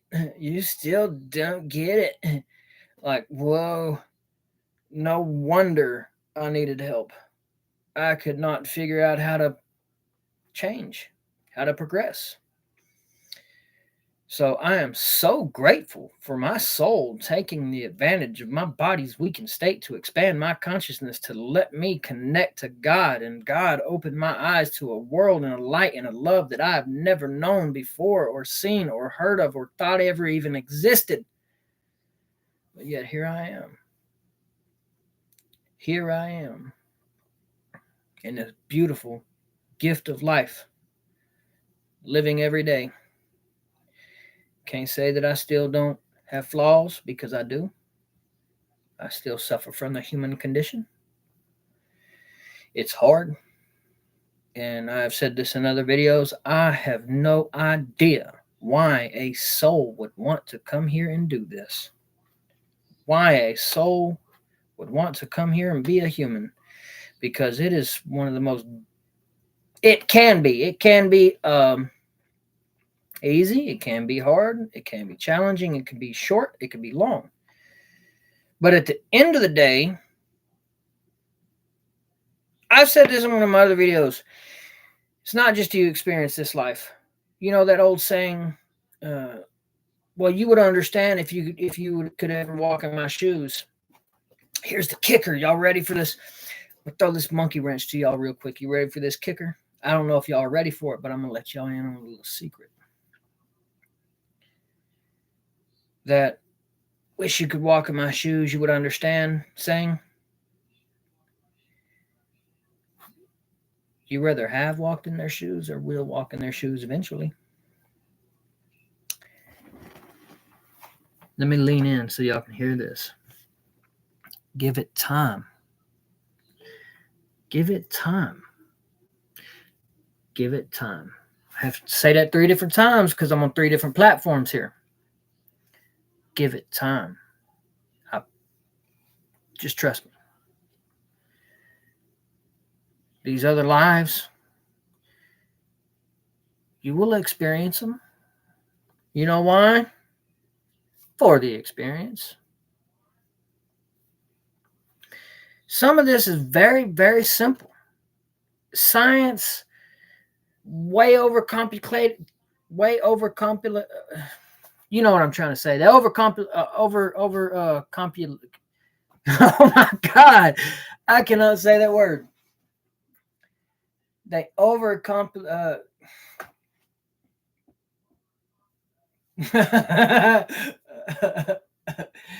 Whatever. You know what I'm saying? I can't even say the word right now. I'm not even. Whatever. Anyways, religion does the same thing. They overcomplicate. Holy crap! You mean to tell me I can't say that word right now? Complicate. They overcomplicate things. Science and religion, they both do it. Yeah, that's it. That's it. Holy crap!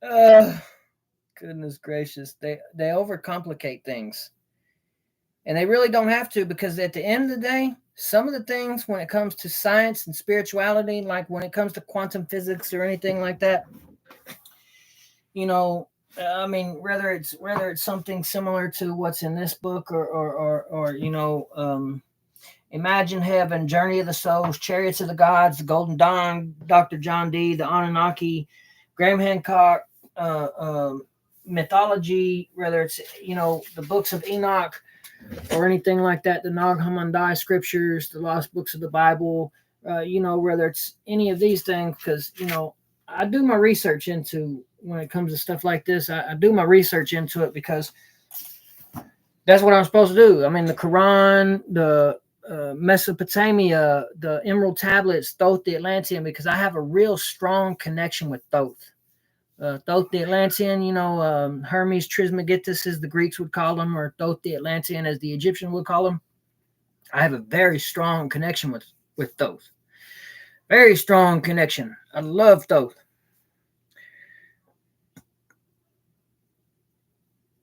Whatever, dude. Whatever. Very strong connection with him. And no matter what it is, something like that, they tend to, some of them way overcomplicate these things, and they don't have to be, because they have. This is another thing.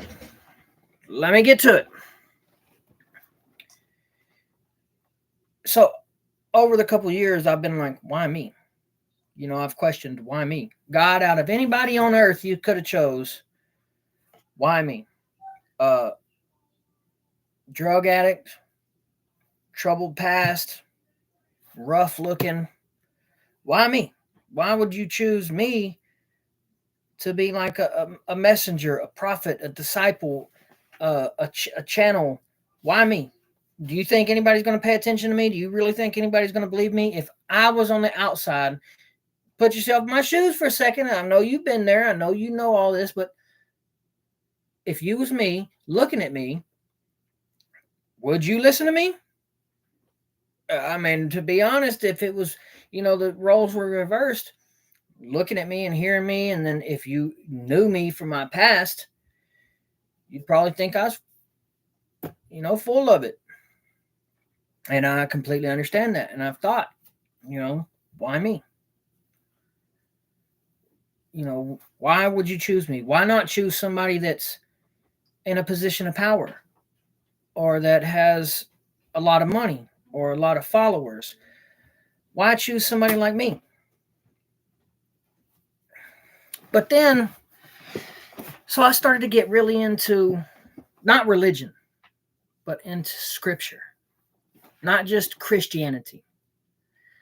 I started to research into Hinduism, to Buddhism, to Islam, to the Quran, the Egyptian Book of the Dead, and like I say, the Nag Hammadi, the books that have been kept out of the Bible, the Golden Dawn, Journey of the Souls by Newton, Dr. John Dee, looking up works by Nikola Tesla, Dolores Cannon, Graham Hancock, all these different, Bhagavad Gita. I can't never pronounce that right. Dead Sea Scrolls, and then even into, and a lot of people that are religious don't like it when I start to talk about demonology or witchcraft. They really don't like it when I start to talk about that type of stuff. But there's a reason why I do research demonology and witchcraft. There's a reason why. It's because everything is connected. You can't only expect to experience the good things and evolve. It, you can't do that.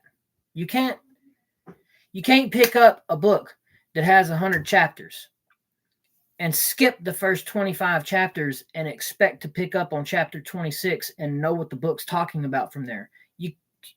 How is that going to be? How is that going to work? You have no idea how it started off in the first 25 chapters. You have to experience it all from front cover to back cover, baby. So that's a reason why I did research into all these different religions. No matter what it was, if it was witchcraft, Wicca, satanic, demons, angels, religion, spirituality, no matter what it was, I'm researching into it. I'm researching into everything. I mean, everything I was researching into because I had the puzzle. But I don't know how to explain the puzzle. You see what I'm saying? I don't know how to teach. So I had to research. I'm constantly doing research to understand these things and asking God so I know how to teach these things. So I know how to teach about whether it's heaven or hell or God or the devil or demons or angels, religion, non-religion, no matter if you're gay, straight, black, white, religious, non-religious, male, female, it doesn't matter.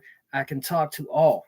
I can talk to all walks of life, all different colors, all different sets of life. I can talk to you all and come to you all in a way that I understand where you're coming from. I understand where you're coming from. I know you see me and you judge me on the outside. You see how young I am. You see how ugly I look. You see how I talk. You might see my bruised and battered past. You might judge me on these things. But let's meet in the common ground. I understand. I've done some rough things in my past. I've been a horrible person. But at the end of the day, I'm one soul, baby, just trying to talk to you. That's it. And at the end of the day, the good news is, the gospel, the good news, you still have a decision. You still have one of the best tools invented for the soul, and that's free will, baby. You still have free will to make the decision to whatever I say, if you want to listen or not. You want to put it in effect in your life or not. You still have that. Whether you put it in effect and it works, or you don't put it in effect and you just keep on going with your life, hey, it's no matter what, you're not wrong. You're not wrong. If you listen, don't listen, I'll never tell you you're wrong. No matter if your belief system is completely backwards from what mine is, I will never tell you you're wrong, because where you are in life is exactly where you're supposed to be, because there is a plan, and that plan is perfect. Okay? That plan is perfect. You are exactly where you're supposed to be. So a lot of people, they're walking this direction, right? Well, when they see somebody coming towards them, you'd be like, hey, you're going the wrong way. It's this way. No, they're not. Just because they're going a different direction than you doesn't mean they're wrong. It doesn't mean that's the wrong way. That's the right way for them. Because if you wouldn't have came from back there, you wouldn't have been who you are now, would you? So maybe they need to go back that way to where they can understand like you do. You see what I'm saying? You understand what I'm saying? Sometimes people have to get knocked down to understand how to get back up. You see, if you never get knocked down, then you won't know how to stand up. But once you get knocked down, you know that you can overcome it. You know that you can stand back up. You know how to do it. You know how easy it becomes. So sometimes it just has to happen. So At the same time, you can give them advice, but if they don't put it into effect in their life over their free will, then it doesn't mean they're wrong. That just means that's their journey, that's their path. At the end of the day, no matter if you experience it now or later, eventually in the next life, you're going to experience it anyways. So, plain and simple, growth, evolution. That's how that happens. It's not just for the experience. You have to experience it to grow, to evolve. I mean, that's how growth and evolution comes about, is the experience of it. You see what I'm saying? The experience of it.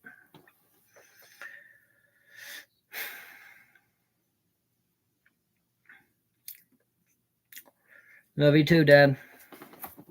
Well, that's why I say no. Hold on. I remember what I kind of got off topic there. I know why God chose me, and because I was asking why me. This shows you that God has a sense of humor, y'all. You know why God chose me? Because He said I was dumb. He said, I mean, not in that sense, but He says, you're stupid enough because you're not highly educated. You're stupid enough to talk to everybody. And that's how I put it. But at the same time, I didn't take it in no kind of way as an insult. No kind of way did I take it as an insult. I took it into, I completely understand where you're coming from. Completely understand where you're coming from. I completely understand that, because I don't know if y'all know who Jordan Peterson is, but I was watching him a while back, one of his posts, and he was using some words that I had to pause the video and look up a definition, because I'm just not educated like that. I'm not educated like that. So I had to pause the video, look up these words to understand what they meant.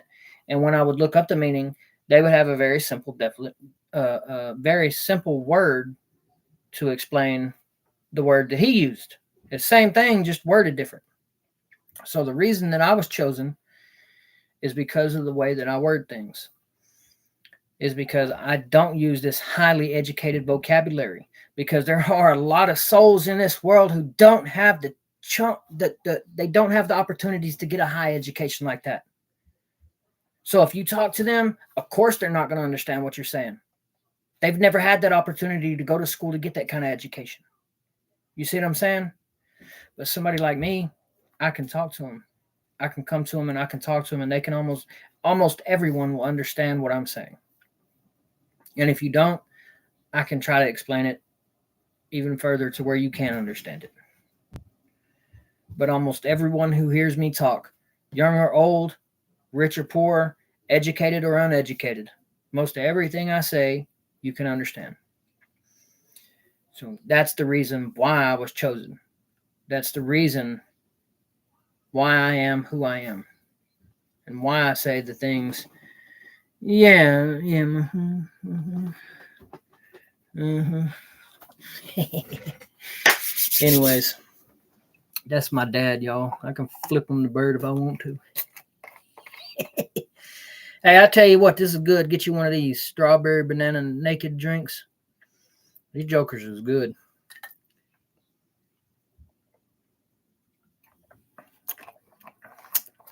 They're awesome. Anyways, like I say, y'all, I've been researching for the past 3 years, or however long it's been since my near-death experience, 3 years. But I had to get this video out here. I just had to get this video out here because I haven't had it on here. And I needed to get this video out there. I've been going on 2 hours on YouTube. And I know it was going to kind of be a long video. And I apologize for that. I know I've gotten distracted with this, that, and the third. But at the same time, I had to get this video out here to explain my near-death experience and what my near-death experience was. And I know if you're watching this video, my near-death experience is not very like a lot of these other near-death experiencers that may go into a lot of different details, I'm not going into a lot of details about my near-death experience on this video. I'm just saying what happened in my near-death experience on this video. What my near-death experience was. With my near-death experience here in this reality, in this dimension, that triggered an out-of-body experience for my soul to come out of my body. And then what triggered an actual death experience, my soul going into a mirrored body, a mirrored earth with me that was doing the same thing, went into that body just to have a brain aneurysm and die just so I could go connect with God and understand things that a normal near-death experience would not have allowed me to connect to. So that's what this was going to be about. Yes, I was. I still am. I still am. Every inhale and exhale, blessed. And even after this body stops inhaling and exhales for the last time, I will continue to be blessed. So, but anyways, that was just a near-death experience, part of it. And like I say, a lot of people that believe in God do not believe in aliens. And a lot of people that believe in aliens do not believe in God. But I believe in both. You know, I believe in aliens and I believe in God. So, I go in, there's a few videos on my YouTube channel.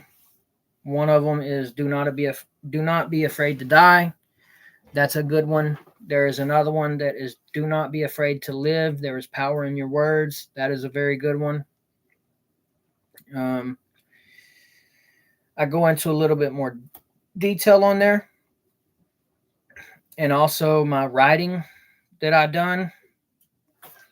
Let me go ahead. I'll go ahead and read those. This is going to be a second, y'all, but I'll go ahead and read y'all what I wrote right after I had my near-death experience. I posted these to Facebook. And like I say, some of these were confusing. They were very confusing.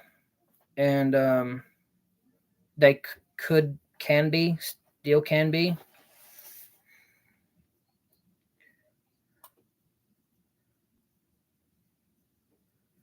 Well, thank you. I appreciate it. And I'm try to be authentic all the time. That's why a lot of my videos, when you do watch my videos, aliens are biblical to me, because in the book of Ezekiel, it talks about aliens. The book of Enoch talks about aliens. There's multiple different in the Bible that talks about aliens. To me, they might have been worded different back then. But at the same time, the Bible that what we have today is 1611 King James Bible. It has been edited throughout time. A lot has been taken out from it. You know, the Ethiopian Bible is a lot older, almost 800 years older than the King James Bible, and it has a lot more in it. We talk about, giants, Nephilim, watchers, things like that. I have Joseph, let me see. The books of Enoch. Joseph B. Lumpkin. This is the one I have, and I recommend reading it. It's pretty awesome.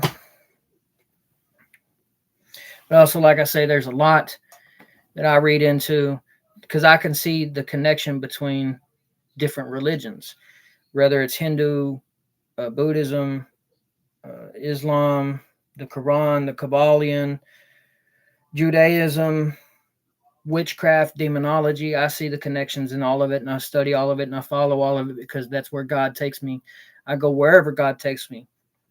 I walk with God. Wherever I am, God is, and wherever God is, I am.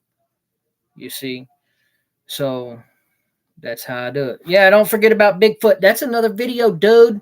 Quit mentioning Bigfoot on here, man. That's a whole nother video. Cryptozoology coming soon. Anyways, I'll go ahead and read what I wrote after my near-death experience. If y'all don't mind, so bear with me. Um, if y'all have questions, just let me know. Different gods. I believe in multiple gods, but above all is one God, one true God, the creator of all creation, and all the other gods are like ranked like military. So you may have a god of the water, a god of the air, a god of fire, a god of it's different. They're all ranked like military ranks, but it's like a pyramid. You know what I mean? You have down below, you have gods for each different thing that um, at the end of the day, they make sure God's overall plan and design is watched upon and followed according to how things are supposed to go. So but I do believe in multiple gods. But at the end of the day, God created everything that ever was, is, and will be. Everything comes from God. Well, if God created everything that ever was, is, and will be, guess what that means? That everything that ever was, is, and will be is part of God. So at the end of the day, it doesn't matter if there are multiple different gods, if you view multiple different gods, if you see multiple different gods, deities, whatever, they all come from one God. It's just in a different form. God can show up in any form he wants to. That's the whole thing about religion, that where they won't come to an agreements with other religions and other scientific factors. They can't find that common ground and meet and talk together. They always want to stay divided. They won't never come together and be like, well, okay, you worship a different deity or a different God, but mine is the true God. No, mine is the true God. And see, that right there is keeping that division, that hatred, that separation alive, until we can all come together and be like, you know what, you do worship this God or this deity, and I worship this God and this deity, but who's to say that your God or your deity and your God and your deity don't come from the same place? They just show up to you in a different way. They show up to you in a different deity or a different sex or a different creature. But who's to say that that is not God showing up to you in that way? Because that is the way that your soul in your body would recognize God. But, to each their own. It's a journey for us all. It's a journey for each individual soul to figure out what they want, where they belong. So I'm going to go ahead and read this to y'all real quick. This is number 1. And it says, here we go, people. Hold on. Okay. I'm going to put this in the form of a theory. I sit here typing. I'm typing because the formula needs to exist to answer the question. The question exists because of thought. Where did the thought come from, I wonder? Simple. The thought came from mankind's quest for knowledge. I wonder what happens when we keep questing for knowledge throughout time. All humanity will have one last question at the end of your time. Then we die. Listen, I know how this is going to sound. I'm asking you to trust me. I didn't stop questing for knowledge after my first body's physical death. It's known to mankind as consciousness. I call mine my soul. After I died, I still had questions. Eventually, I asked enough questions till I found the truest form of an answer. Once I had that answer, I had all answers for all that ever was, is, and will be. What I learned is that there are things that mankind can't prove exist, yet mankind acknowledges its existence. If and when you come back to Earth, you will have no memory of before birth. If you are able to remember that truest form of an answer, then the rules that apply for mankind's quest for that great knowledge won't apply to you anymore. Once you realize the truth, nothing is impossible. but we can only use certain parts of it. We're not allowed to alter mankind's reality, and that is fact. This is what I give to you, mankind's freedom. Second one, all would have been possible. No matter what, I have nothing but respect for all of you. Y'all took time and acknowledged my existence. I'm never going to lose my, call it faith or insight, or maybe to you it's just an idea or a brain fart. It doesn't matter to mankind anymore. Let me explain that so it's not misunderstood. I'm not saying that mankind has no belief in a higher power. What I mean is, with everything we are now as life on earth, from what we once were, it didn't do anything but cause more and more wondrous distractions. I will always believe in a time where race, religion, sexuality, and other negatively emotion driven judgments don't cloud what is the right things to do. Look, only recently, 2 months, my 31 years on earth, and everything that I knew or thought I knew, I was shook. Life became so clear. I knew what I needed to do. I started a YouTube channel because that's where I was going to make my biggest impact. That was my ground zero. You are exactly right, John Doe, about profit. I was trying to get funding, sponsored, anything to be able to get a computer and whatever else I needed to have a good channel. Without money, you're poor. With money, you're rich. There will be a time where mankind sees things again for what they are. All of it is a distraction. I hope I see the day we look up at the skies again. I hope I will live long enough to see mankind help each other get back up instead of kicking them when they're down. I believe I could have seen complete unity of our species in my lifetime. Can you imagine that? Wow. One day mankind will have to make a decision: unite and flourish, or separation and extinction. Our story is very short as a species, but Earth has been here for a minute. Something that is fact about Earth: let enough time pass, life appears. Let more time pass, life dies. There is so much more to say, but I'm running out of time. I have a family to spend the rest of my time with.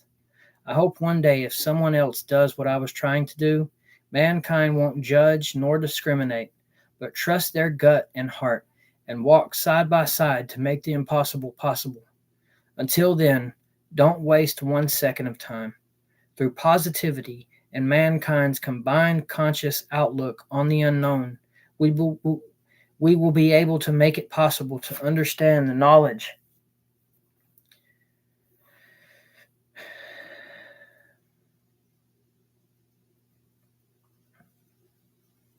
This is the fourth one. I'm going to skip the third one. Sorry, y'all. I'm just going to skip it because it doesn't really. I was emotional when I wrote that, so I'm going to read this one. So many people, life is short. That's why I must work faster than time. I'm coming to you all because I need a little help with something.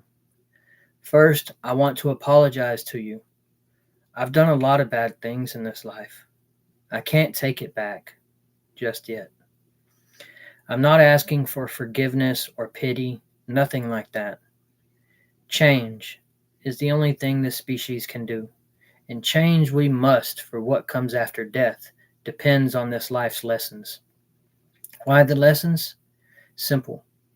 There is more you can ever imagine possible. You will never know unless you learn your lesson, so you will remember who you are and where you come from. The reason you're here is so the soul can learn what it needs to learn to evolve to the next stage. Believe it or not, there are positives and negatives. There are other species that try to influence your positive light with dark negativity. They have been on this planet since the beginning of Earth, going through time, influencing positivity with negativity. Some of you might like to know why. Why would they do that? Simple. The only way change will happen is with positivity. Positive thought/outlook makes changes. Without positivity, change won't happen. Let me take you back in time for a second. Back in time. So cool. Anyway, God has created a lot of different species on this planet to see if they could progress. If they didn't progress through thought positivity without being influenced by negativity, they came back over and over and over until they learned the lesson. Once they did, they would evolve. What do I mean by this? Let me explain. That life is souls, pure positive power, connected to God, living throughout everything. That's that one. Okay, now I'm going to warn y'all. This fifth one is kind of long. This fifth one is kind of long, but it is a very good one. So y'all just bear with me, please. And please listen. Please share, like, everything like that. This one's a long one, but it's a little bit more detailed. This one I shared in my near-death experience group page a while back, around July 21, 2022, maybe. I'm not positive. But anyways, I'm going to read this. Please like it. Y'all, share it. Okay, note to self, take a breath. It's time now to tell my story here in my favorite group page. Whoever reads this here in this group, just know you are the first ones who have heard this, and I'm honored to be able to share this with you. First, let me say that this will be a long one, so if you don't read it all, I completely understand. Second, some of the things I write might or will be hard to understand. Trust me, I know. Some of the things I experienced are hard for me to even explain, but nevertheless, I will do my best to explain it all step by step in great detail. Third, if at any point you realize that I'm not using a highly educated vocabulary, I'm using words that are fairly easy to understand. I have to tell it this way. Whatever I write down, I have to write it in a way that if someone reads it, young or old, or a highly educated vocabulary, or an individual that has the vocabulary of a person who, in this world, would love nothing more than to just have a friend, somebody to just talk to. Most of everyone who reads this will understand what I'm saying.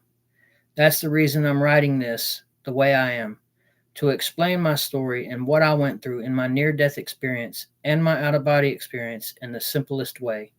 Fourth, sorry I'm taking so long to get to my story, but I had to write this stuff down as a kind of introduction or a backstory as far as the who, what, and why of what to expect.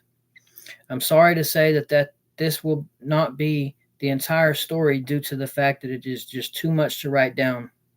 That's why I'm currently reaching out to anyone that would be able and willing to do a recorded or live interview with me so that I'm able to get my story out faster and further, and also be able to answer questions that anyone might have.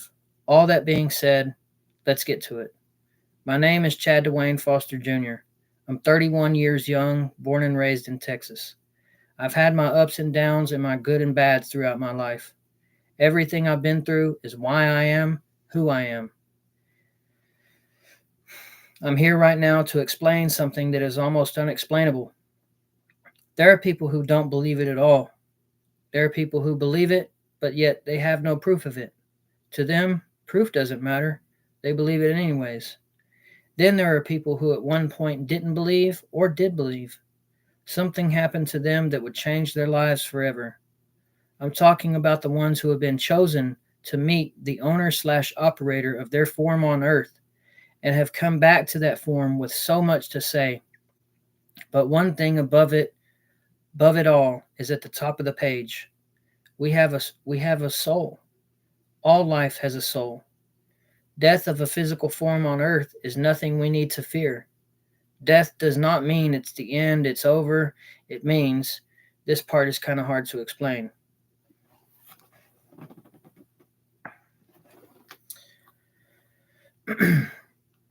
Whatever the life was on this planet in physical form, it was experienced from beginning to end by the soul who needed to physically experience whatever form the soul inhabited. It's similar to grade levels in school. You start in first grade, you do the work your teacher gives you. At the end of the year, if you have successfully learned and completed the knowledge, you get to graduate to the second grade.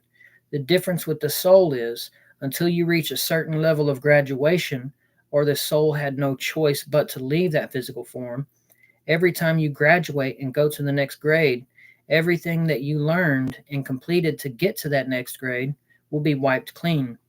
You will not remember anything from before. You will only know from the current moment forward. This is so when your soul experiences something in its current form that was similar or exactly the same as something it has experienced in a past form, the soul can react to it 100% honest. When the soul leaves that form, the reactions to events that have happened in multiple different forms that have been similar or the same can now be compared to see if the reaction to the experience was the same each time. If the reaction was the same, the soul graduates. It gets to evolve to the next step. Understand this. The soul not only has to have the same reaction to the experience, most importantly, it has to be the right reaction to each experience. If it's not, there is no summer school. The soul will have to relive that exact experience over and over and over again until the correct reaction is repeated concurrent. A correct reaction is one that is completely positive. There cannot be any negativity in a reaction to an experience. Once you realize why that is, your soul can remove negativity from itself completely. A negative reaction for a soul is a way to show the teacher you don't understand the work, so you need to take that course again. All that being said, I'm going to get on with my personal experience. I was sitting in the floor in my house in our spare bedroom, just staring at the wall. At this point, I had been awake for roughly 5 to 6 days, no food, no water. My body was physically dying. With my physical body dying, from what I understand, my soul was able to expand my consciousness in this body's weakened state, so my brain and my physical form would be able to comprehend what was about to happen. What happened then was me, my soul, me, came out of my body, and me, as my soul, showed myself to my physical form. So here I am. I was seeing through two different sets of eyes at the exact same time. I was my body looking at my soul, and I was my soul looking at my body. My body's brain was kind of in an autopilot mode. The only information in the brain at that time was transferred directly from my soul. My soul let my physical form understand what I was seeing. My soul's form is hard for me to describe, but my soul is a warm white light that has a thin, warm golden light around it. I call it my halo. My soul even showed me the placement of it in my body. It starts where my skull and spine meet, then follows down my spine and stops midway down my spine. It was beautiful because I got to see it glowing inside of my body while I was outside of my body. So here is my soul, a glowing, formless mass that did something to help put my physical body at ease. It formed my face on it. It was the same color, the warm white light, but a replica of my face. This part is hard for me to explain also. My soul communicated with my body that it was about to leave to get help. The mouth on my face that my soul reflected never moved. What it did do, though, was smile. I'm crying. I was letting my body know that it was going to be okay. I said, I'll be right back. As my soul looking into the eyes of my body and smiling, I then looked up at the ceiling and flew through it. I went straight up into space. That's where I seen it. A round light in space that was the exact same color as my soul. It's almost as if it's always been there waiting for my soul. So I merged with it. This part is undescribable. The emotion I felt when I merged with it was the warmest, strongest love I have ever felt. Humanity does not even have words to describe it. It is that good. From what I understand, I can't say every soul. It is when a soul from this earth and this reality and this dimension leaves its physical form, it merges with a form that is that soul's exact reflection. What I was shown is that exact reflection form your soul from earth merges with is you, a greater soul. Your soul here is a piece of your higher soul, sent here, tasked by God the Creator. That's who I know him as, to learn. With humanity specifically, one of the major things our soul needs to experience and learn is human emotions. Apparently, they play a key factor in our soul's evolution. Okay, I'm sorry, but this is it for now. I hope this reaches you in a positive way. From the bottom of my heart, I love you and God bless you. That's what I wrote. Now, I hope that helps you in some kind of way. And yeah, like I say, there's more videos on my YouTube channel. One of them is, there's a few of them on there. They're under the live parts, but the main two that I would recommend watch, because I do go into a lot more details in them, and I still have a bunch of videos to make, is one of them that is titled Do Not Be Afraid to Die, and then the other one, Do Not Be Afraid to Live, There's Power in Your Words. I recommend watching them too. But I'm going to go ahead and shut these down for now. That is my full experience, what I went through during my near-death experience, out-of-body experience, and right after it happened, with the entities and everything like that. So, yeah, any questions, y'all comment. I'll try to get to them as soon as I can. And I love y'all. God bless you. And y'all stay safe. We'll shut these down one after another. TikTok, you're first.